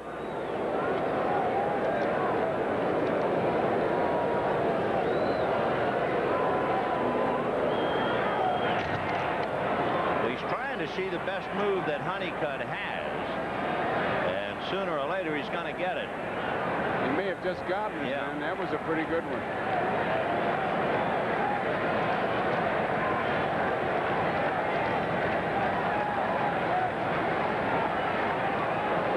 Cardinals saw a little bit of Honeycutt during the year. He was in 12 innings against them. McGee's got him read pretty well. As soon as he starts, McGee's back there. Cardinals 4 runs, 6 hits, including a home run and a double. A couple of stolen bases in the first inning. 0-1.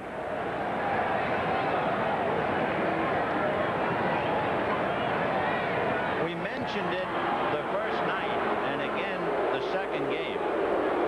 Dodger pitchers will have a tendency to hold the ball at the belt a little bit longer because McGee has a tendency to take a lead, and then if you don't do anything, instead of remaining on the balls of his feet, he has a tendency to settle.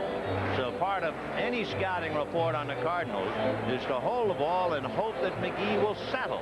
If it hadn't helped that much, McGee has stolen 56 bases during the year.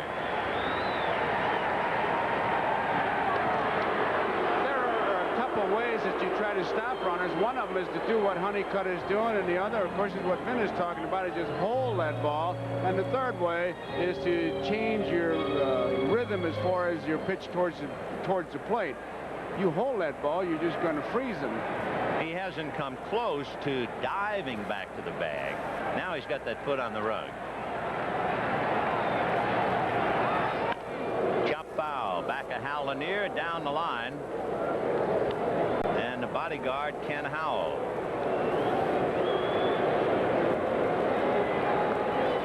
That to me would be the worst part of playing the game, being the bullpen catcher with your back to home plate.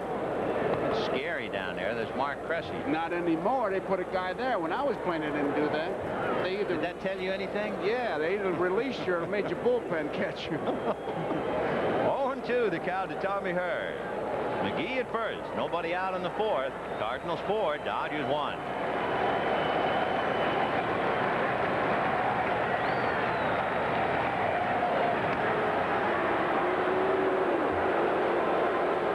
This is really some game when you're keeping track of throws to first. It's 2 strikes, no balls, but with these Cardinals, you just can't say, hey, he's going to waste a pitch, he's going to do this. They run at any time. You just better be ready. And he doesn't look like he's going to run. He looks like he's just kind of standing over there. He's not poised like a Ricky Henderson. He's just kind of almost straight up. And he's not going. 1-2. Of course, he plays the game like that. Willie McGee doesn't look like he's intense, but when you talk to him, you know he's bearing down all the time. But now he's looking around, trying to get a sign. McGee's got the green light. I mean, he can run at any time. That's a whole new thing. They got 1, 2, 3, 4 different lights the Dodgers have. I'll tell you about them when I get a chance. 1-2, the count to Tommy Hurd. McGee not going, and they pitch out. Well, now be careful. Now you're trapped. You pitched out, it didn't happen, you're trapped. Everything else, the Dodgers have guessed wrong, and the count 2-2.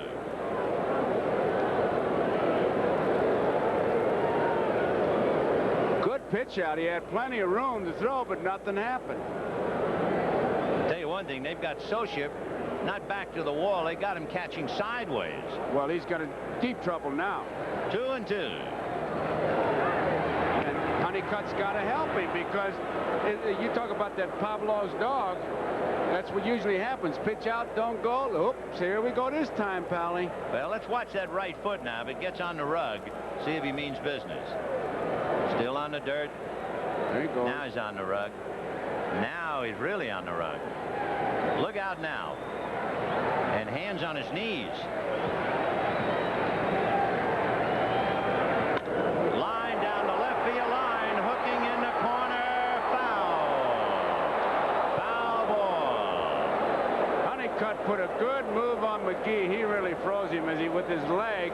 As he came set, he kind of gave it a little move that way, and here he came. You know, that could have been part of why Herr hit the ball so hard, too. He was so worried about the runner. Could be, because I tell you, he put a good move. You watch the move now. As he comes right. Oh, that was a bit too swift for me. Picked me off. 2 balls, 2 strikes. Tommy Herr has 3 of the Cardinals' 4 extra base hits. He has 2 doubles and a home run. And Willie McGee. And now he's well out on that rug again. 4-1 Cardinals in the 4th.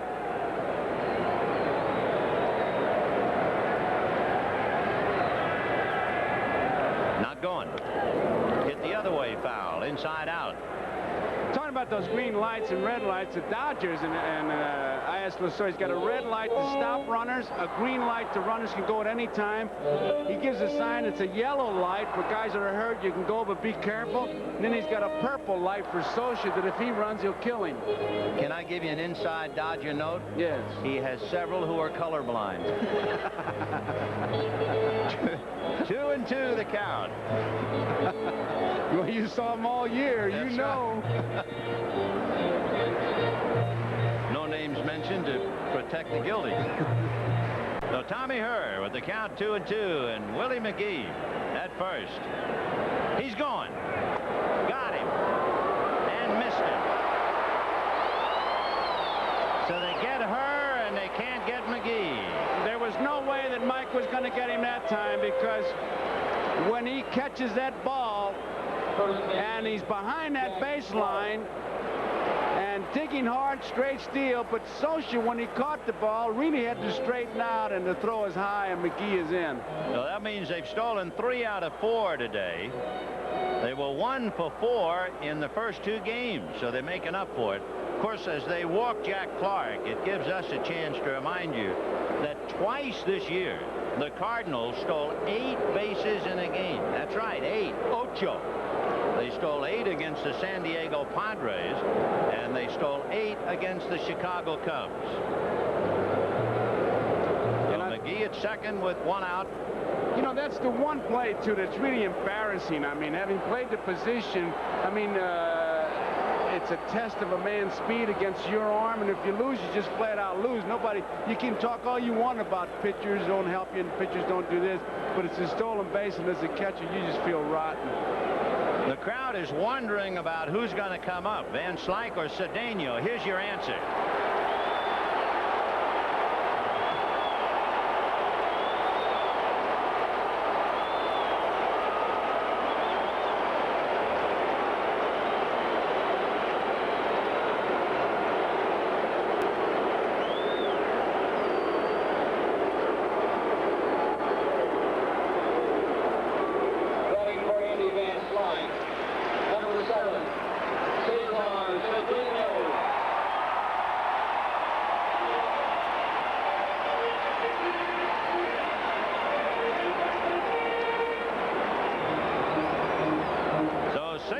Cedeno, the super baby for thousands of years ago, it seems, when he came up with Houston.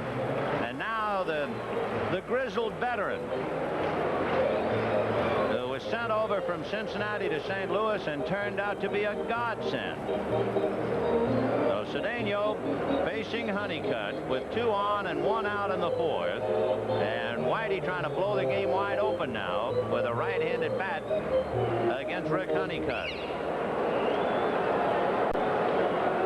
Cedeno, as a Cardinal, hit .434. Pickoff play. Dodgers had a refresher course in the off day in Los Angeles. They had all their pitchers out there working on that pickoff at second. They're just trying to hold them close to get a possible play at the plate. The ultimate is to pick the man off, but the idea is to cut down the lead. Sachs bird-dogging to the bag. Big chopper to third. Madlock on the bag, and that's all he's going to get. But they get the force play.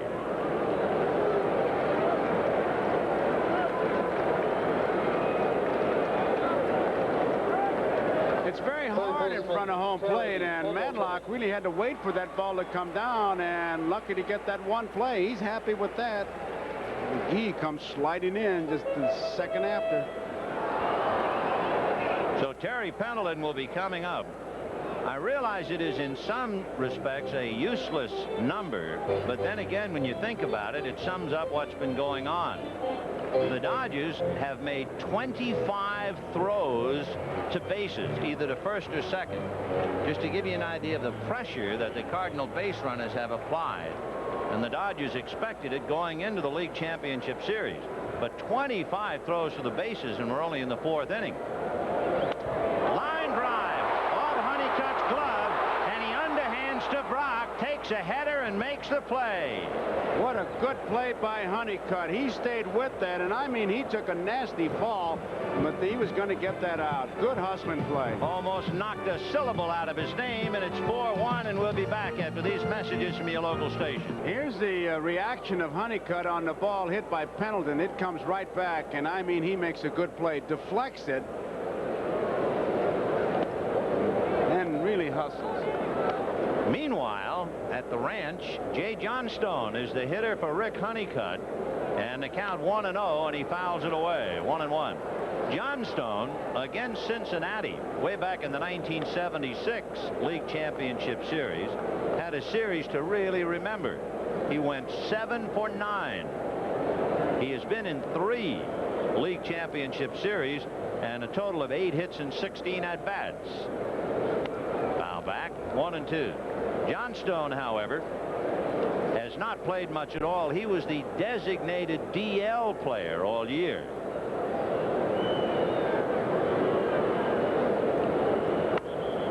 And he promptly hits a hopper to Tommy Herr. 1 away.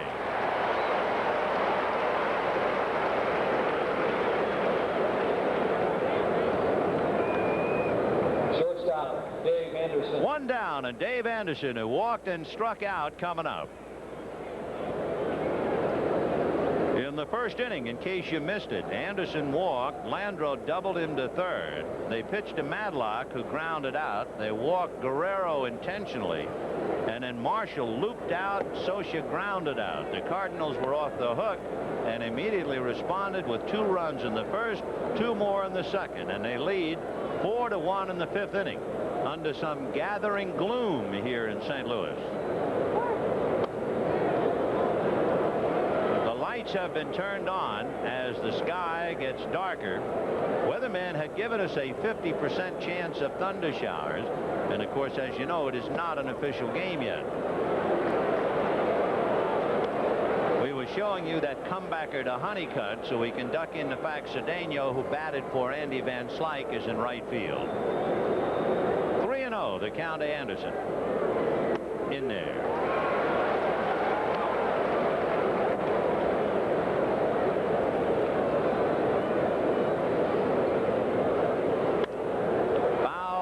Play off to the right, no chance for Porter, and the count 3-2. For the Cardinals, in the sense, this should be a runaway.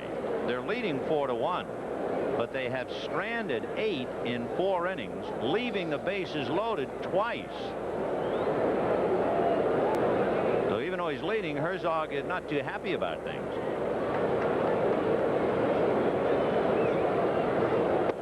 And ball 4, walking Anderson for the 2nd time. And the 4th walk given up by Danny Cox. That didn't help Whitey's temperament. No. Kenny Landreau coming up. Landreau doubled to right and then flied to left.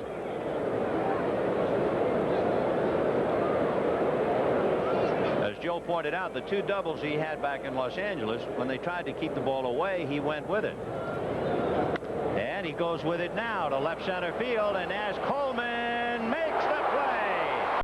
That's an extra base hit against any other outfield. That's the difference. That ball is an extra base hit. Here they turn it into an out. And I mean, he still had some more gas to where he could have covered more ground.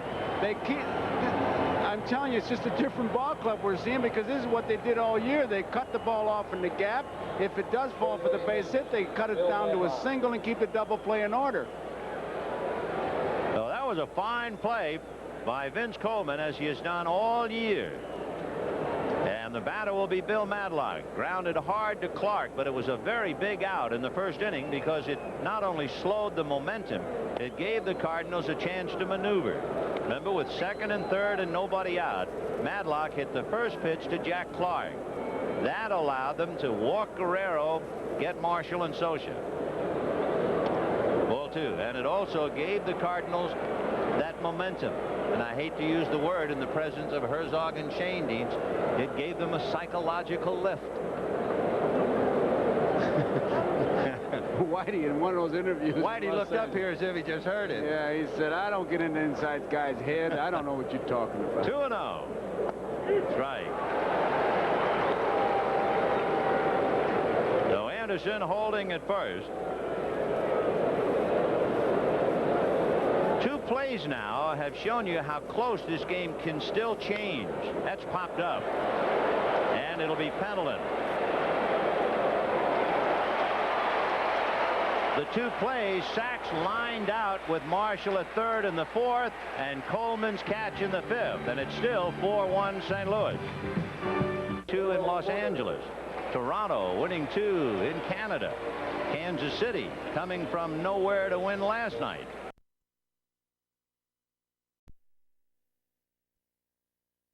Hours to get here, and nobody's in a hurry to go anywhere, as Carlos Diaz will pick up now for Rick Honeycutt.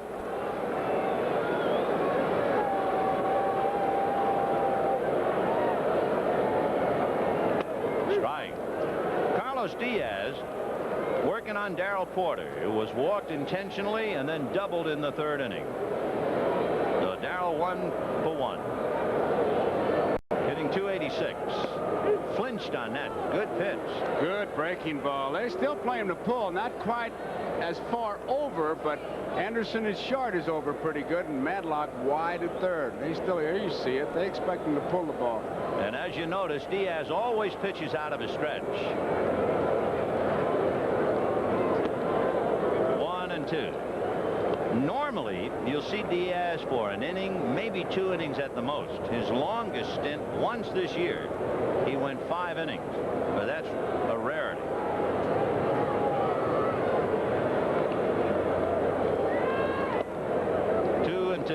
You know, I'm happy to see guys do that. If they feel better, that's the way you should pitch. But I often wonder, who do they check when they come to the set position?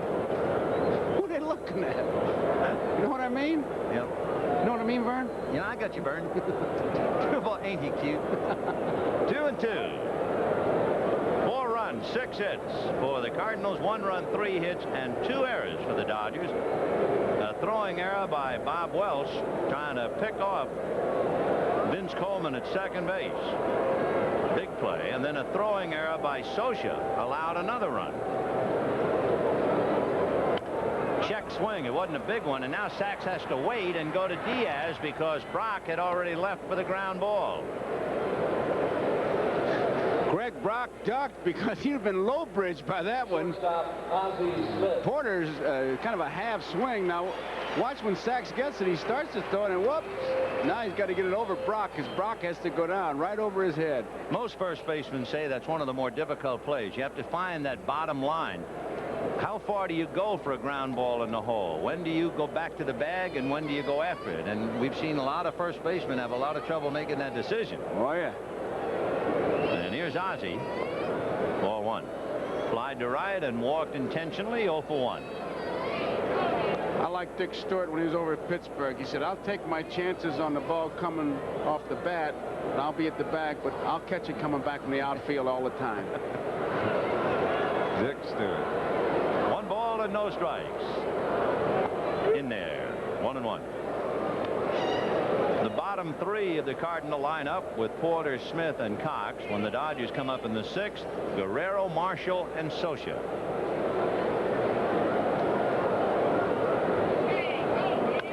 And pulled, fair ball. Guerrero down in the corner. Ozzie will stop at second base. It looked like an off-speed pitch, maybe even one he was going to try and turn over a little, and the only thing turned over was Ozzy's wrists. He really was way out in front of it. You'll get a good shot of it. He doesn't normally pull the ball that much, but just barely fair. Jerry Crawford, the umpire, third, and he's very emphatic with his call. Great position.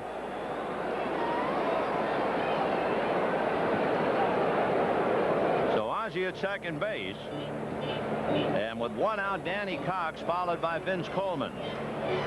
Mike had to change the signs with Honeycutt as we look at Basco trying to set up the defense. That's Hershiser behind him, trying to key in on the center fielder, Landreau, and Lasorda is really uptight. He want to move Saxey over. So Danny Cox struck out and walked. Madlock shortens up at third. Fouled at the plate. 0-1.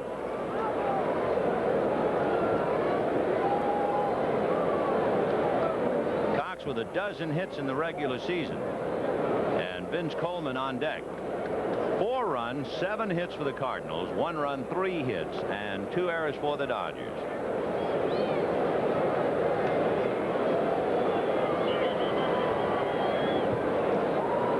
Smith has a big leadoff sack.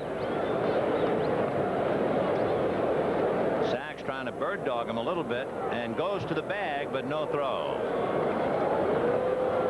With a right-hand hitter up, Sachs can afford to do that. He pretty much trying to fill up the middle anyway.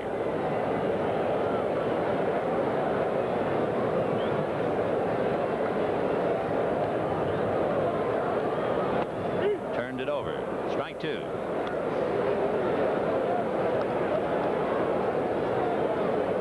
He's still chewing on the straw. Ozzie Smith, by the way, has stolen third 5 out of 6 times, and the Dodgers know full well they really have to watch him.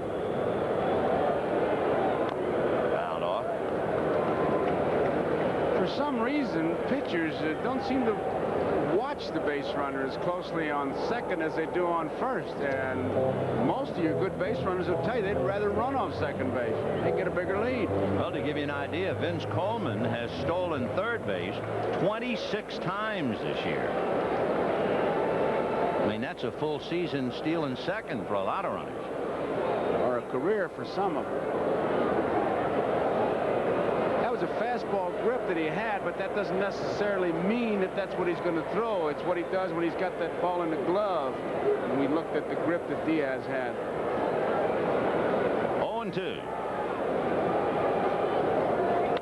And as a one-hopper to Sachs, who staggers, stays with it, throws him out. As we were saying, that's where he had to be to fill up the middle and hold Ozzie Smith. Otherwise, that thing is through. And they had just moved him over. And Lasorda, when you saw him motion him over, he was motioning Sachs to get on over there and probably motioned him to, hey, you can hold him close, and that's where you're supposed to be anyhow. If you remember the key play in the first inning, Vince Coleman at second base and Bob Welch trying to at least drive him back to the bag, and he almost hits Paul Runge, the umpire, in the head. That's how far he missed his target. The ball went into right center and Coleman scored, and that was the beginning of the Cardinals. They picked up 2, added 2, they lead 4-1, and the sky's getting darker by the minute. 4-1. Just to go back to that play, they had plenty of daylight, and usually the infielder, when he gets that much daylight, they've got the runner picked off. It was just a bad throw, but they had a big amount of daylight there. Ozzie at third, 2 out, Coleman at the plate. Ground ball hit down to Anderson, and they're out of that. So they leave Ozzie Smith at third. There's another man left on, 9, and at the end of 5, the Cardinals 4 and the Dodgers 1. There's not much other glare here. It is getting darker and gloomier by the second as we go to the 6th inning. The Cardinals leading the Dodgers 4-1.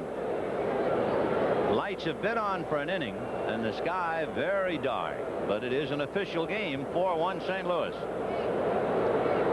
Off speed, pull foul. So Pedro out in front of the change. I have never been more sure of anything in my life than what I'm going to tell you. I'm listening. Those clouds are not cerulean. No. You got it. Guerrero walked intentionally in the first inning, doubled, and you can see very quietly without hitting any home runs, but he's having a reasonably good series, huh? 4 for 7. Mike Marshall on deck. One of the great trades, one of the luckier trades, really. It works out well for one club and nothing happens at the other end. April the 4th, 1974, the Dodgers traded pitcher Bruce Ellingson to Cleveland and picked up an outfielder named Pedro Guerrero. They didn't think it was that much of a deal at the time. He holds up. They check. No swing, says Terry Tata. 2-1.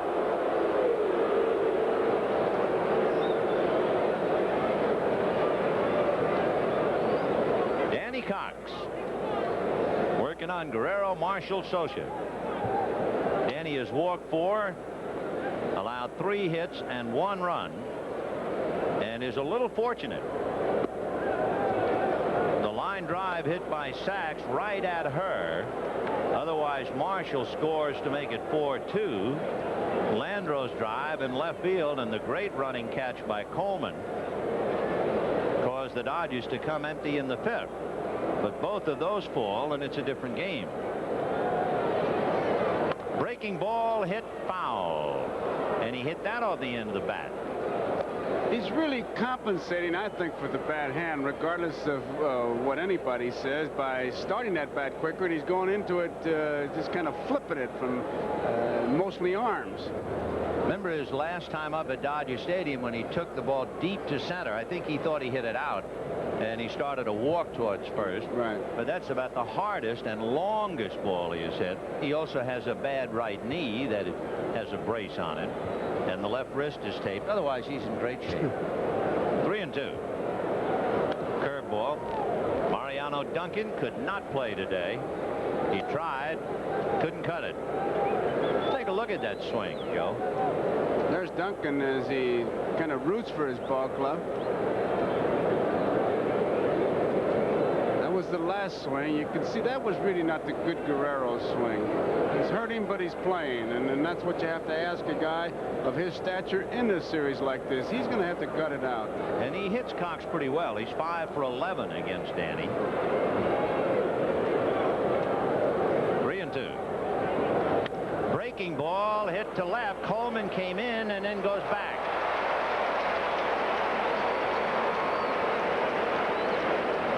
The Guerrero hitting underneath that breaking ball.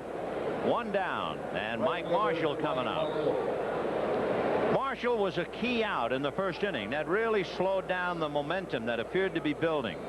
With runners at second and third, after Madlock had made an important out, they walked Guerrero. Marshall, who is not a double play hitter. The Dodgers are hoping for at least a fly ball, and he hit a little looper right to Ozzie Smith. And then Socia grounded out, and the inning was over, and the Cardinals came back, and before you knew it, they led 4-0. But like the bullfighter looking over the horns, that first inning with Marshall was the moment of truth for Danny Cox. 0-1. Changes speed so well, this big guy. You can't help but think that he's going to really blow it by you, and then all of a sudden it comes up at about 80, and then 89, and then 75. Changes speeds well. Little ground ball to Pendleton.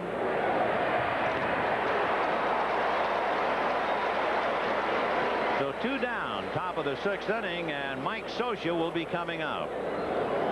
Pendleton handling that easily enough. He's limping a little bit.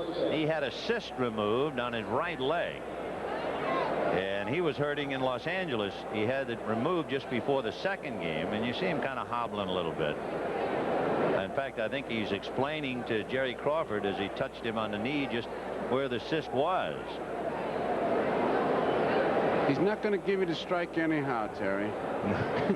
Yeah. Here's Socia.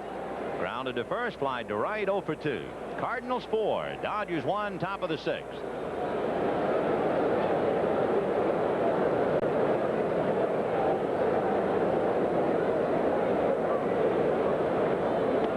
Off speed, ball caught a glimpse of Hal Lanier trying to move Willie McGee in. McGee was way back there. Mike doesn't have that kind of power in this ballpark that he can hit it over the center field fence. Very few people do.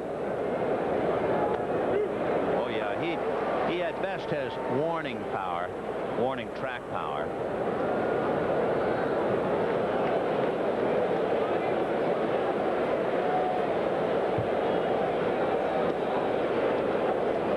Talk about Danny being so big out there, standing on top of the mound and expecting everything to come up about 95.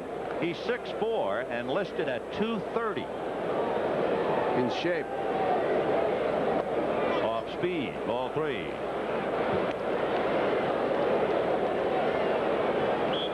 Mike Scioscia with Greg Brock to follow. Lanier, Rourke, and the skipper, Whitey Herzog. There's that walk, which has got to bug Herzog. That's 5 walks given up by Danny Cox. In Los Angeles, Greg Brock gave the Dodgers a big lift against Joaquin Andujar in the 4th inning. The Dodgers leading 3-1 when Brock checked in and promptly checked one out.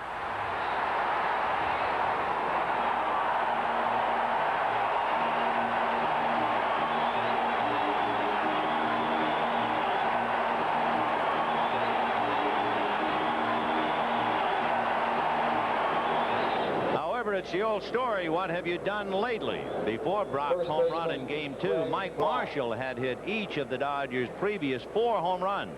Today, he grounded out, came up with a runner at 3rd in the 4th inning and a chance to pick up an RBI, and like the young, aggressive hitter that he is, was way out in front of off-speed pitches and struck out. Ball 1.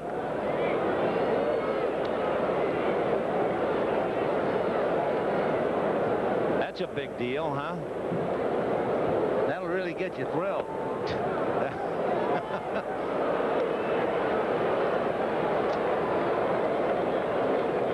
2 balls and no strikes to Greg Brock. Jack Clark didn't say much, and you can bet he just said, get the ball over. Strike. 2-1. Brock didn't look like he was ready for that pitch. Tell you, he quick pitched him is what he did. He really did. Brock wasn't half ready and took a fastball in a good part of the plate. Off speed. So you take the fastball and he comes back with a change, and he was way out in front of it. 2-2.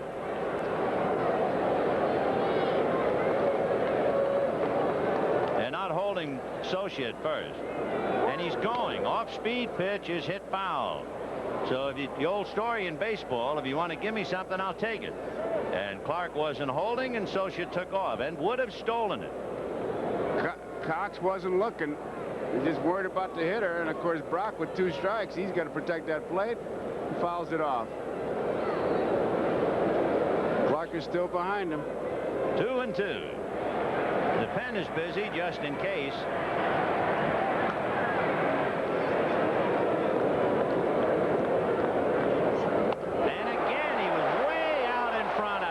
So the one good pitch he had, the 2-0 fastball, he was just about quick pitched and let the Express leave him at the station. Backflip, much to the delight of the crowd.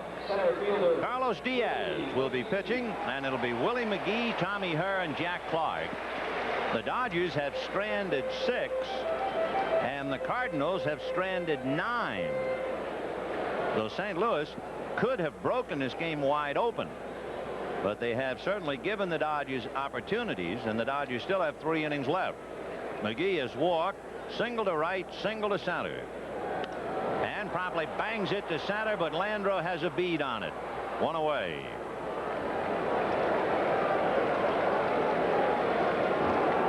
Second baseman.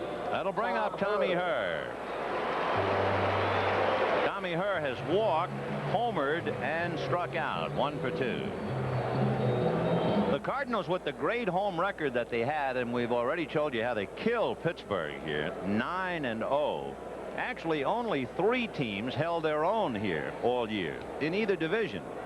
Cincinnati, Houston, and the Dodgers.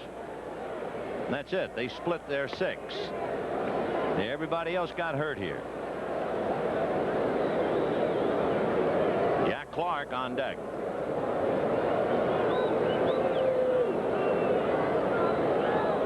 Welch, Honeycutt, and Diaz, and it's been Danny Cox pitching the big one for the Cardinals. Tomorrow at 8 o'clock Eastern Daylight Time, Game 4, Jerry Royce and John Tudor. And remember the added pressure. Somebody said to Jerry Royce the other day, your career playoff record is 0-6, the record for most losses in a championship series play. He said, well, how about Dick Hauser? Well, Hauser won one last night, and Royce is going to use that mentally to get himself ready tomorrow. Fouled away. This is home country for Jerry. He's from right around here. Born here. Yep.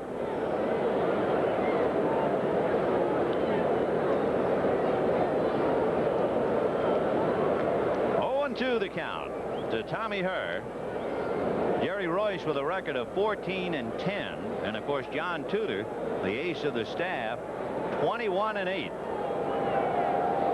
They've already announced, and it really is no surprise, about the following game. Fernando Valenzuela will go against Bob Forsch.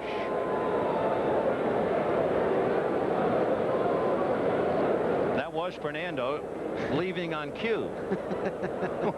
I'd say he's like a puff of smoke. Someday you got to give him, he has a little lariat and he makes a loop on it and he can lasso almost anything with it in motion. It's incredible. He could take it on the road. 1-2. Ground ball, fair ball. And Tommy Herr is going to have another extra base hit. He has 3 doubles and a home run in the league championship series. Once again, it's just inside the bag. You'll get a good view of it. He really pulls it, breaking ball. Madlock has no chance. Jerry Crawford, no doubt, right there in great shape. And you see him, fair ball. The Cardinals today have 8 hits, 3 doubles and a home run, and 3 stolen bases. And it's going to be a high 4 for Jack Clark. They'll walk him intentionally. And that's a lot of intentional walks. 1, 2, 3, 4. I got 5. Right. 5 it is. And then, of course, you add 1 to Guerrero. So there have been a half a dozen. And Lasorda has thrown that straw away. That was indeed the last straw. I think when Welch threw the ball into center field in the first inning, that was the end of the straw. Superstitions. I never had any, but a lot of ball players have had them. Oh, wow. Right fielder Cesar Cedeno. And now Cesar Cedeno, who came up to hit for Van Slyke and hit into a force play in the 4th inning, checks in. And he swung at that first pitch when he came up there and hit that hopper to Madlock. He's an aggressive hitter. He was also swinging against Rick Honeycutt. We'll see now what he does against Carlos Diaz. 2 on, 1 out in the 6th. 4-1 St. Louis. Remember, the Cardinals have already left 9.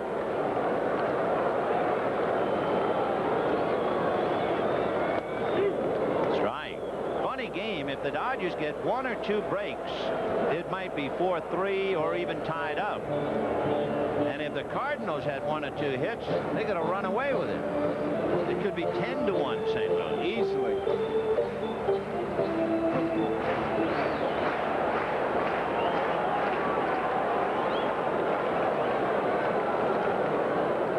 To Cedeno. Turned it over. 0-2. They're playing so wide of the bag with Cedeno hitting it. Clark really has himself. When you look at Whitey Herzog's crew cut. I asked him today. I finally had to ask him, Whitey, why do you have a crew cut? And he told me I don't want to get messed up in play-by-play with it, but it's a pretty basic answer. Why? 0-2 the count of Cedeno. Don't have to comb it for one thing. Her at second, Clark at first. Got him. Throw down to Brock, and Socha, I think, was going to argue about Cedeno interfering with him on the swing, and then at the last minute he said, okay, he was swinging legitimately and entitled to it. As Third baseman Terry Pendleton. here is the strikeout. Now, it's an I'll be there kind of play. And you see that Socha really went down on one knee. I'll be there. The fact that you give the sign to the first baseman saying, if I get the ball, you'll be there. And it's simple as all that. Now, they were playing very wide at the back. They're doing it again here. 2 on, 2 out, and Terry Pendleton, the batter, grounded out, hit back to the box, fly to left, 0 for 3.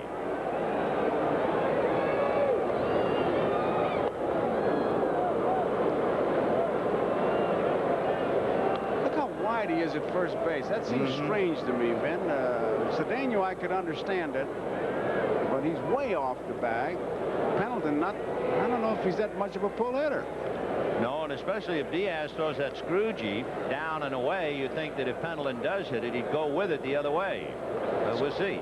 It's going to give Clark a chance to get down to second in a hurry. And the outfield is fanned out straight away. They're giving him the line. They're pinching the middle. Fastball. And it's hit foul down the line. So Diaz started him with a screwball and then came back and tried to surprise him and did. Pendleton was very late swinging the fastball and the count 0-2. St. Louis, boy, what a great tradition. They've been in 13 World Series, winning 9. 6 times this proud Cardinal franchise has won at least 100 games. 0-2 the count to Terry. Ground ball to Anderson, and he'll feed Sachs.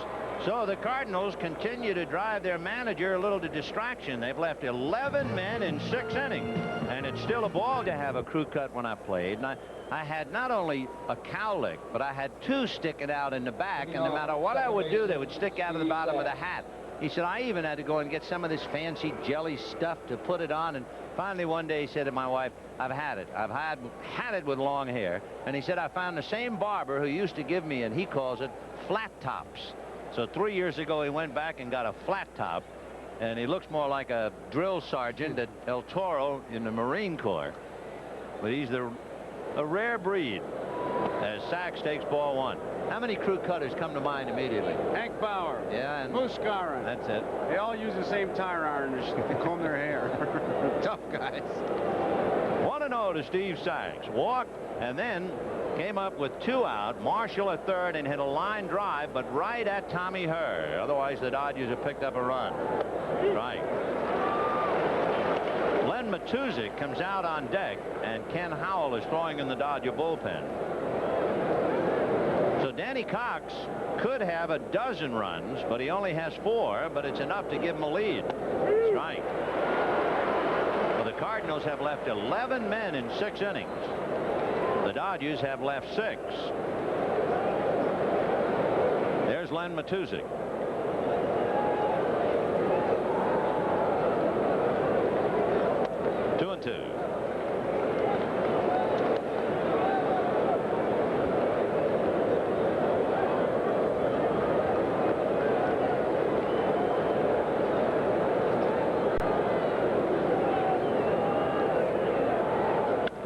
Ball to the hole, base hit.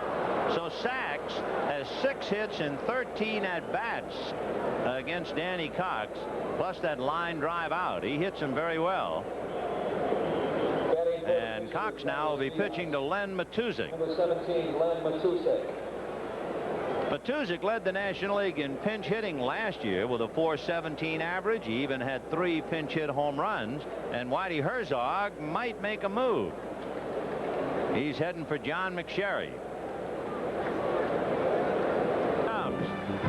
We'll be back. 4-1 Cardinals, top of the 7th. And Enos Cabell is coming up to hit. The question we have is whether Len Matuzik had been acknowledged as being in the game or not. We bring that up because on the very last game of the season, as you look at Danny Cox, Lasorda got kicked out of a game in an argument as to whether the pinch hitter on deck was acknowledged in the game or not. And I don't know, to be honest, whether Matuzik was acknowledged or not. So Cabell is batting. But I'm not sure if Matuszak has been used up. He was not announced to the crowd, so there is the question. Well, Lasorda said to the umpire, well, what do I have to do to have my pinch hitter acknowledged, or whoever the man in the on-deck circle is? 1 ball and no strike. And he said, usually the umpire looks at you and you gesture or you nod. You say, yeah, that's my man. And I didn't see that happen because Herzog was interested in changing an injured pitcher. A chopper to Smith.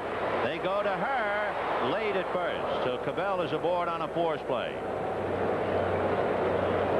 But it does leave you a little bit up in the air, that technicality about acknowledged, as to whether the Dodgers do have a left-handed bat on the bench in Len Matuszak or not. Tommy Hurt got clipped by Sachs on that play. Ozzie Smith had to wait for the ball. It's a high hopper, as you can see, and Sachs gets down the line in good shape. Now, I think Ozzie thought it was just going to be a force, and right there is where he got clipped. And nothing wrong with that slide. A strike to Dave Anderson. Anderson, playing for the injured Mariano Duncan, has walked twice and struck out. All of those at-bats were against the starter Danny Cox. He was really, really leaning. I was saying to myself, I don't think he sees him pitching. All of a sudden, Cabell got... Look at here. Watch how long he waits. Look, he's still there, and there he comes. He really was out there a long time. That'll cut his lead down a little bit, I'll tell you, because he about left his shoes with that one. Meanwhile, the pitch of the plate was another strike, and the count 0-2. 1 out, Cabell at first. 4-1 Cardinals, 7th inning. Pretty good pitch, keeping it inside at the thighs. Cox in 6 innings, 1 run, 4 hits, 5 walks, 1 intentional, and 3 strikeouts. Little foul. Off to the right and out of play. Not only has he got Cabell cutting down his lead, he had him break him back. He's got a good move, Hort. We double check to make sure, because, you know, for all you know, it get down to the very end of the game and it could be a deciding play. Matuszak was acknowledged. So Cabell hit for Matuszak. 2-2.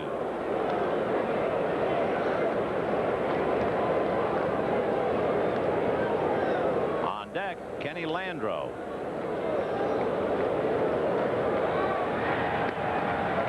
Four runs, 8 hits, no errors for the Cardinals. 1 run, 4 hits, 2 errors for the Dodgers.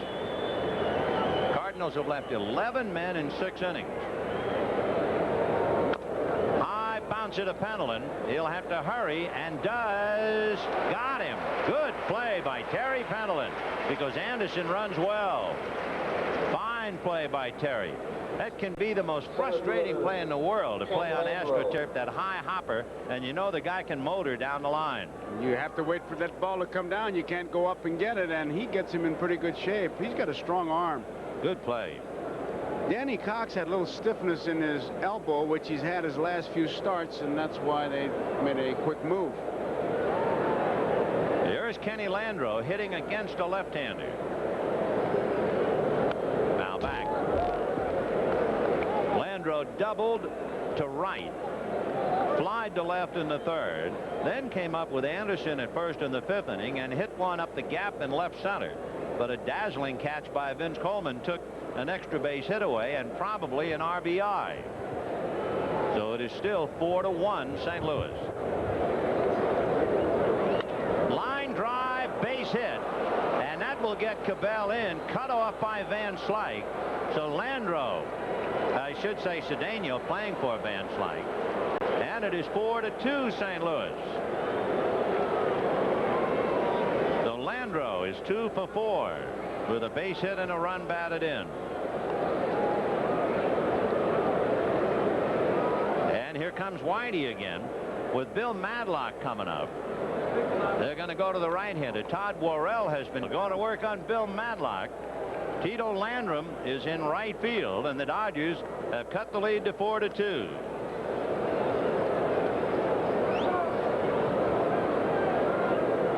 Runs, 8 hits for the Cardinals, 2 runs, 5 hits, 2 errors for the Dodgers. Worrell, hard thrower. Fastball fouled away. His father and younger brother are here, came in for this series, talking to him, and of course they're proud brother and proud father. And Todd was just talking about his pitching and gives a lot of credit to Fregosi. He says, when you get there, you got a good fastball. Don't you pitch any different because you're in the big leagues. And he just threw that with 95. 0-1 to Matlock.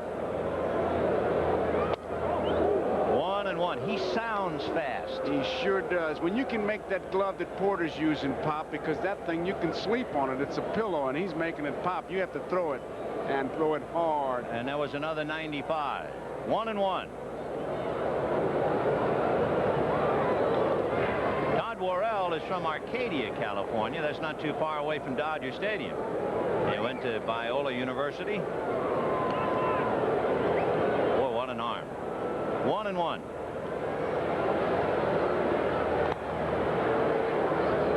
Fastball hit to Tommy Herd. So the Dodgers get one. 1 run, 2 hits, 1 left. And at the end of 6½, Cardinals 4, Dodgers 2. Leaves the commissioner of baseball, Peter Uberoth. On the extreme right is his wife Jenny wearing the sunglasses. And we're going to the bottom of the 7th. It is 4-2 in favor of the Cardinals. And the Dodgers now go to Ken Howell, their 4th pitcher coming out of the pen. Diaz did very well. 2 innings, 2 hits, and nothing else.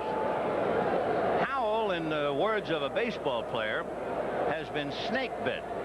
Every time he looks up, something freakish occurs. 0-2, and it has gotten him down. So much so that after pitching so well, he suddenly hit a stretch where he's allowed 13 runs in his last 13 innings in relief. That is being snake bit. Trying to avoid a bird bite right now, and the count's still 0-2. I tell you, if you were scouting him on just 3 pitches, you'd give him high marks. He threw a good hard fastball, sharp breaking curveball, and then 2-strike count. He came high and tight, and all Porter could do was foul it off. Well, he's been clocked 95, 96 up in there, fouled away. Dodgers feel he makes a great compliment with Tom Niedenfuer. They're both similar, although Niedenfuer has one other pitch that Howell doesn't have, and that's a split-fingered fastball.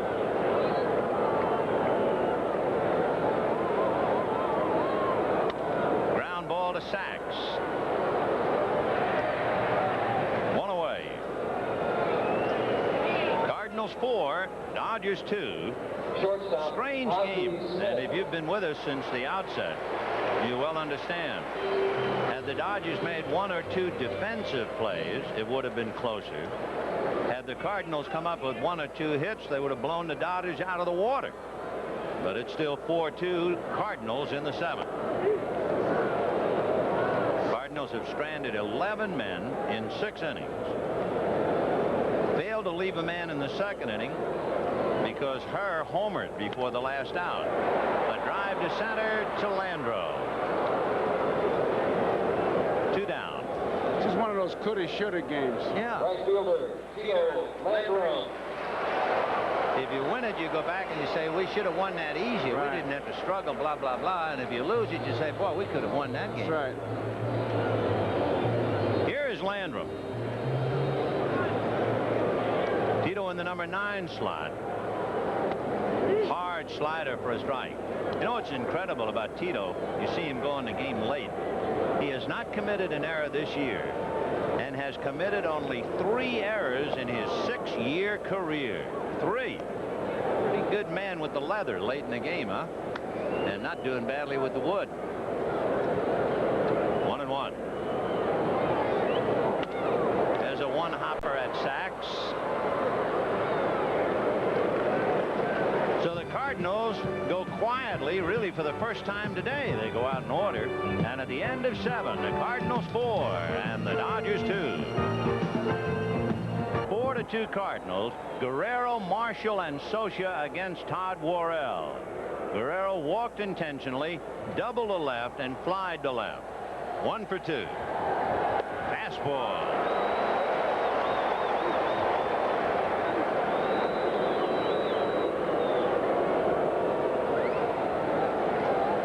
Tell the truth. You need a radar gun to tell you Worrell's got a good arm. No way. Measure him with a BB gun.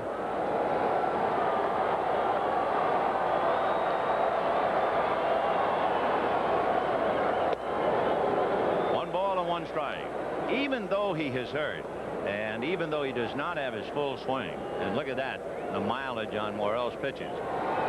Guerrero has been walked 4 times intentionally by Herzog in the 3 games. 1-1.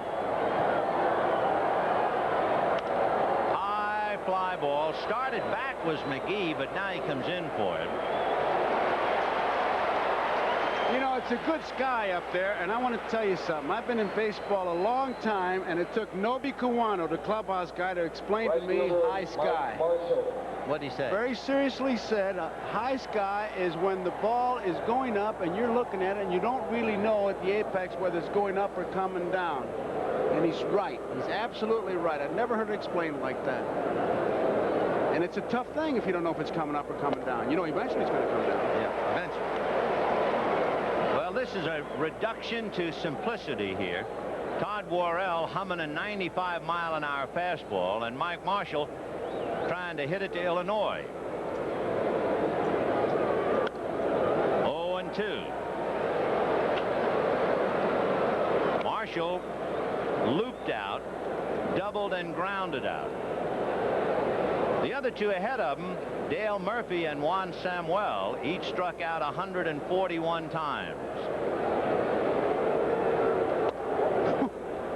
Did he rear back and fire that one? I don't know why he twirled his arm. It should be loose after that one. 1 ball and 2 strikes. Fastball hammered to left center field, and that's going to hit the track and bounce against the wall. So the ball is in play, and Marshall has a stand-up double, his 2nd double of the day. So Mike is 2 for 4. The Dodgers are hoping, and for good reason too, that Mike could eventually develop into their answer to Dale Murphy. He is that kind of a player. So Marshall doubles with 1 out, and here is Socia, grounded to first with the bases loaded for the last out in the 1st inning. Flied to right with Marshall at 2nd, and walked in the 6th inning. And he lifts a pop fly to her.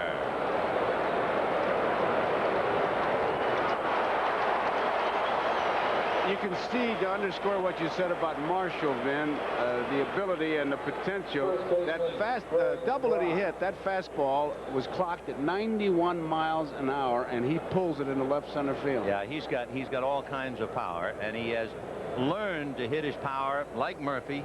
He can go to right center and take you deep. That's an interesting contrast, but of course it shows you why the Dodgers were leading 2-0 coming into this game. The Cardinals today are 1 for 11. That's why they've stranded all those people. Interesting, too. You got first base open. Keep in mind, it's 4-2. This is the tying run. Brock is a home run hitter. Sachs, the on-deck hitter, is not. And they've changed up to strike out Brock twice. 0-1. He doesn't have that good a changeup. It's going to be strength against strength, and if he does make a pitch that he can handle, it's not going to be down the groove unless it's a mistake. Andujar, when he served up the home run, he got a slider up a little bit, and that was the ball Brock hit out. Hit foul, and I think he got it on the thumbs and cracked the bat. He's checking it. No, it's okay. You can't let him tie you. If you miss, you're going to have to miss way inside, way outside. You're going to really have to work lanes. It's tough for Worrell because he's a power pitcher. 1-1 to count to Greg Brock. Marshall at 2nd, so Brock represents a tying run. This really is as close as the Dodgers have come in the game right now. There is a very light sprinkle of rain, just a few drops.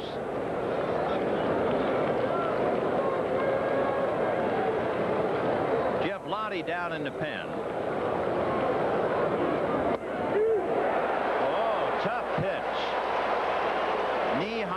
inside corner. Brock didn't think so at all. I tell you, the last 2 pitches have been like that, and that's real pitching, because if he gets the strike, it's going to be where you said, and if he tries to hit it, he can't handle that pitch for power. And it was 94 miles an hour, just to add to it. And that's about as rough as they come. 2-2 with 2 out. Marshall at second, 8th inning, 4-2 St. Louis. And head-to-head, eyeball to eyeball is Todd Worrell and Greg Brock. In the dirt, all the way to the backstop. Marshall to third. I was interested to check one thing about this ballpark. When it goes to the backstop, you can't go very far. It's only 50 feet. The big room is in front of the dugouts. There's no chance for Porter to get that one. He was trying to throw it on that low inside corner, and he missed completely. And there's no way. He just turns around and almost comes back to him. Right. Remember the old days in Forbes Field in Pittsburgh? Don't even bring that up. How far was that from home plate to the backstop? A block and a half. A long distance I've seen guys score from second base on that before they put that screen in there. Yeah. I think it was over 100 feet. Oh, they could outrun me. I couldn't run the pass ball. I'd say, oh, no. Yeah. So this is only 50 feet. That makes the game a little bit easier for the catcher. Ozzie Smith reminding him, don't give in to him. You can't give in to him. Sachs, the on-deck hitter, is a big guy. Marshall bluffed down the line. Worrell to the windup. Fouled away.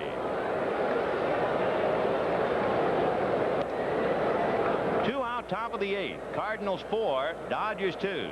Marshall 90 feet away. Brock trying to get him home. Marshall's just got to stand there. 3-2. Worrell's got to throw a strike. Marshall starts in. It's a strike. It's all over. So it's between Brock and Worrell.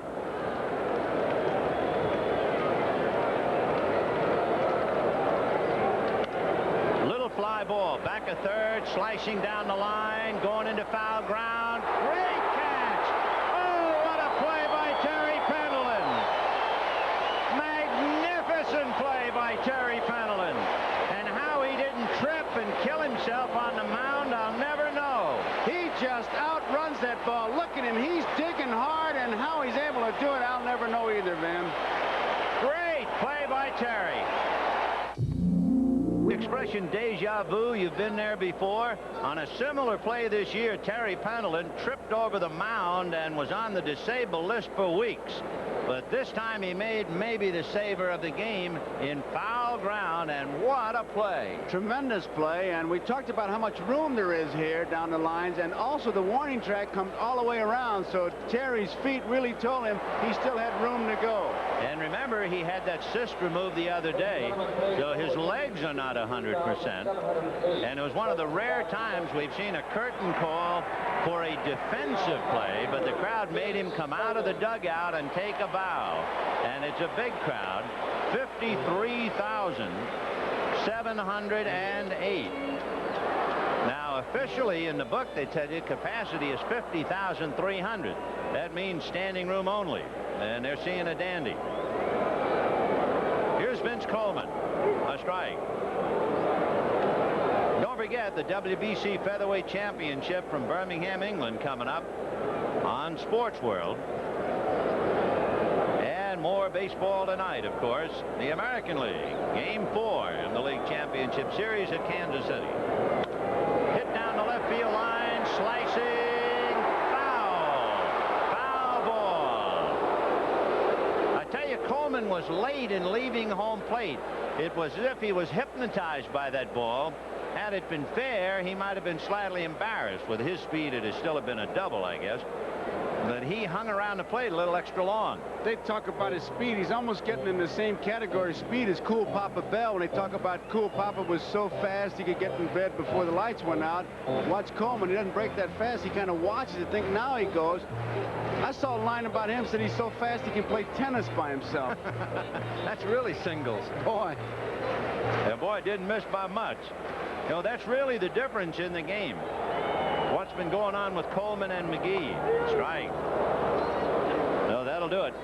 They are now 4 for 8 with 3 runs scored between them. And, of course, that's a difference in the game. The Cardinals lead 4-2. Strikeout for Howell. He's gotten 4 in a row. And Willie McGee coming up. In case you're not keeping score, you wonder about the Dodgers in the ninth.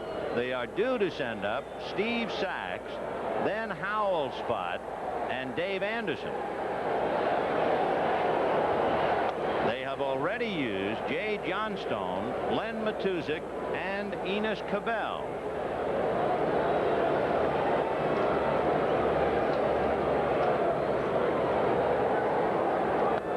He was late. 0-2.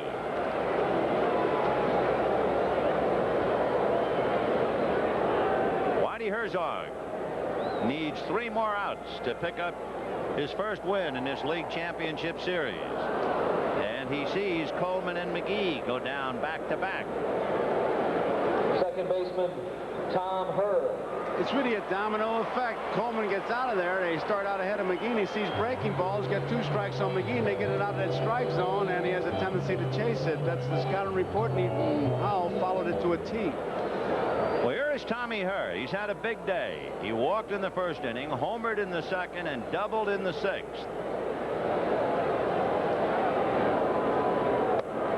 Ball 1.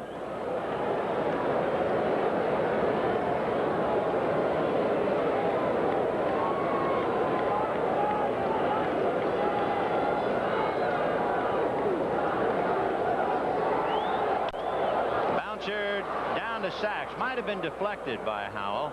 A 1-2-3 inning. And so at the end of 8, the Cardinals 4, the Dodgers 2, and we'll see about the Dodger batters in the 9th. We've come to the 9th inning with the Cardinals 4 runs, 8 hits. Tommy Lasorda has found another straw to chew on. He had given up on it in the first inning. That's a great picture. It's the only thing you've ever seen him really bite that doesn't have calories. 4 runs, 8 hits, no errors for the Cardinals. 2 runs, 6 hits, and 2 errors for the Dodgers.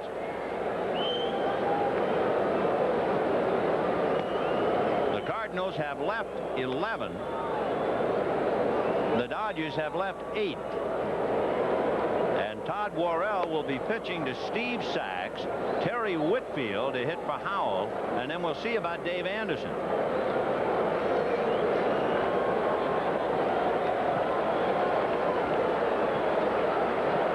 Inning, of course, the closest the Dodgers came, and then they were jammed on that great running catch on the foul ball by Brock and the catch by Terry Pendleton.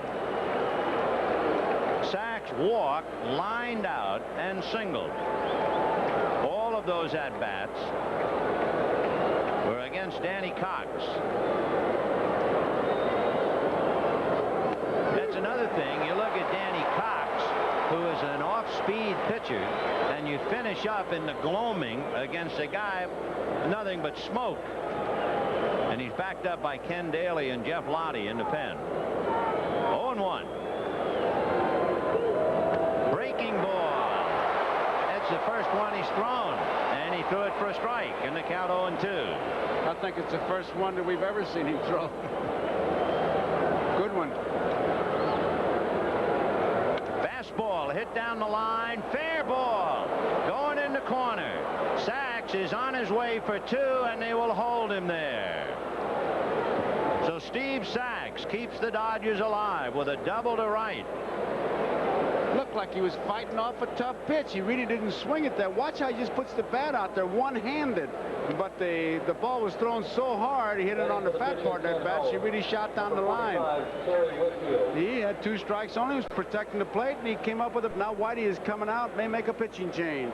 Looks like he'll have Ken Daly to come in. And we'll see now if Whitfield will be called away. You have, among others, Candy Maldonado and Steve Yeager. Interestingly enough, we have a new National League Championship Series record with 8 doubles by both teams. 5 of the Dodgers' 7 hits have been doubles. And Ken Daly will be facing Candy Maldonado, and Todd Worrell will go back to the dugout. So Maldonado will be hitting for Whitfield.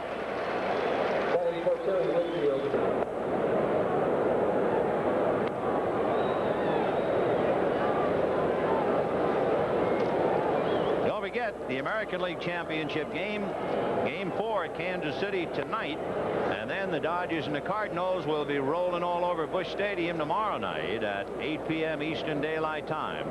Jerry Royce 14-10 against John Tudor 21-8.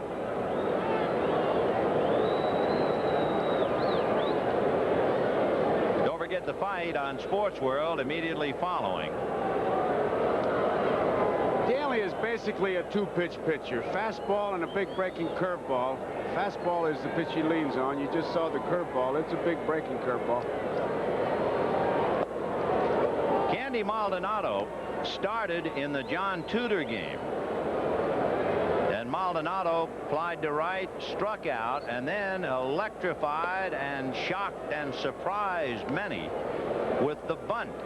You remember the bunt in the 6th inning of the first game, fielded by Pendleton, and Terry's throw hit John Tudor. So Maldonado now comes up with sacks at second, 9th inning, nobody out, and the Cardinals leading 4-2.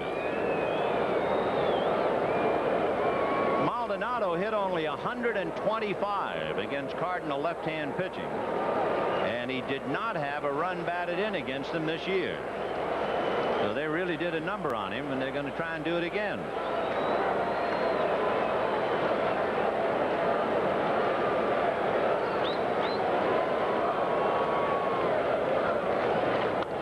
Fouled away.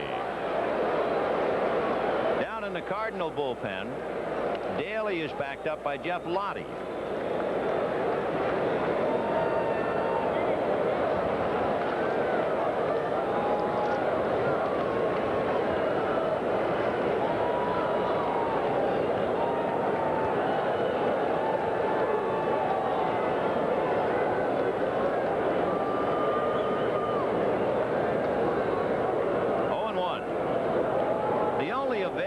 Pinch hitters for Lasorda now would be Steve Yeager, Bob Baylor, and the injured Mariano Duncan. He has used up everybody else. 1-1. Daly came over from Atlanta in a deal that sent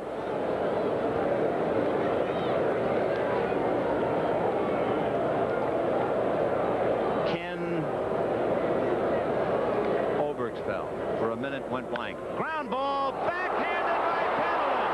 Throws for one, sacks to third. Pendleton has done it again.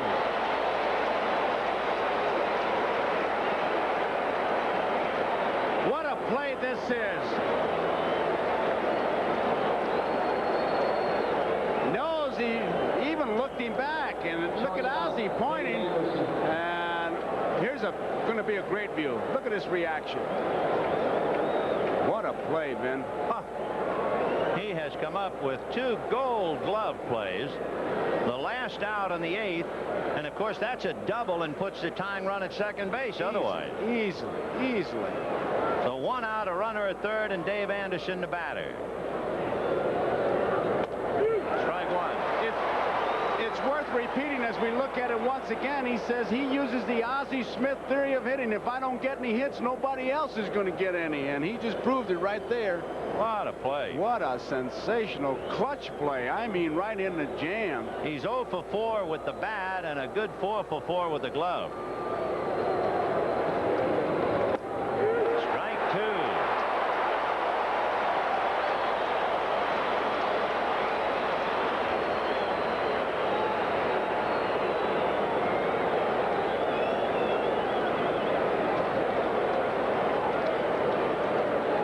Two Cardinals in the 9th inning, 1 out. And they're hanging on thanks to the strong 10 fingers of Terry Pendleton.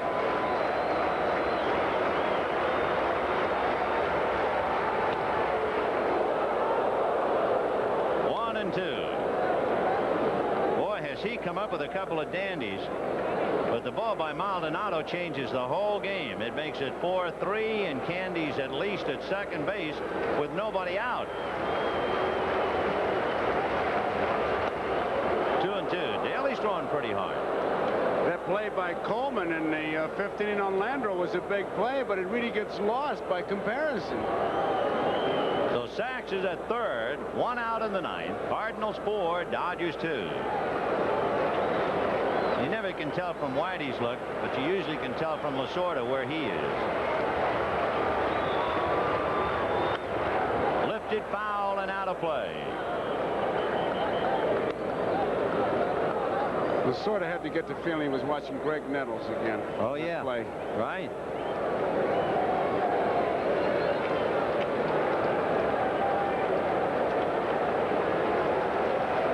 Two balls, 2 strikes. And popped it up in foul ground to Jack Clark.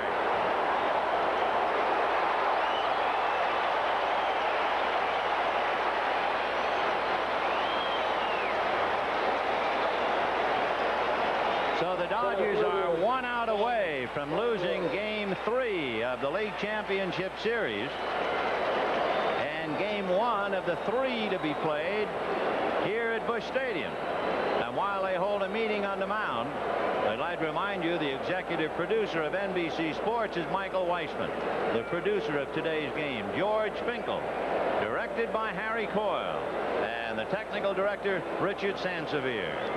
Tomorrow at 8 o'clock Eastern Daylight Time, Jerry Royce and John Tudor as the Dodgers try to go 3-1 and the Cardinals try to get even.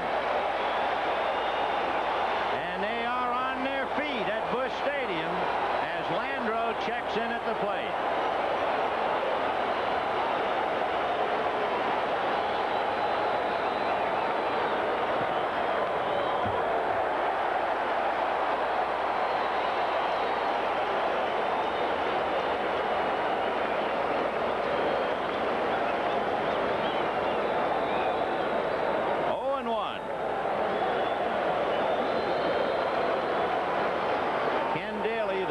Cardinal pitcher. Landreau is 2 for 4.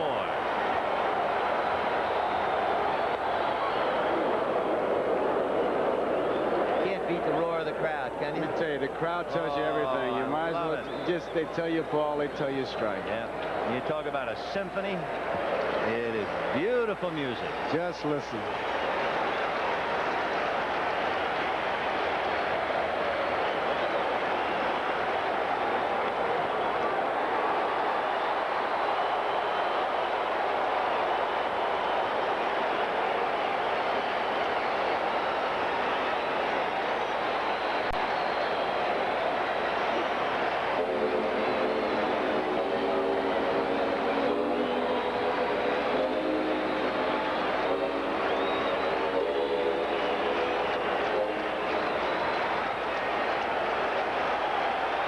One ball, 2 strikes.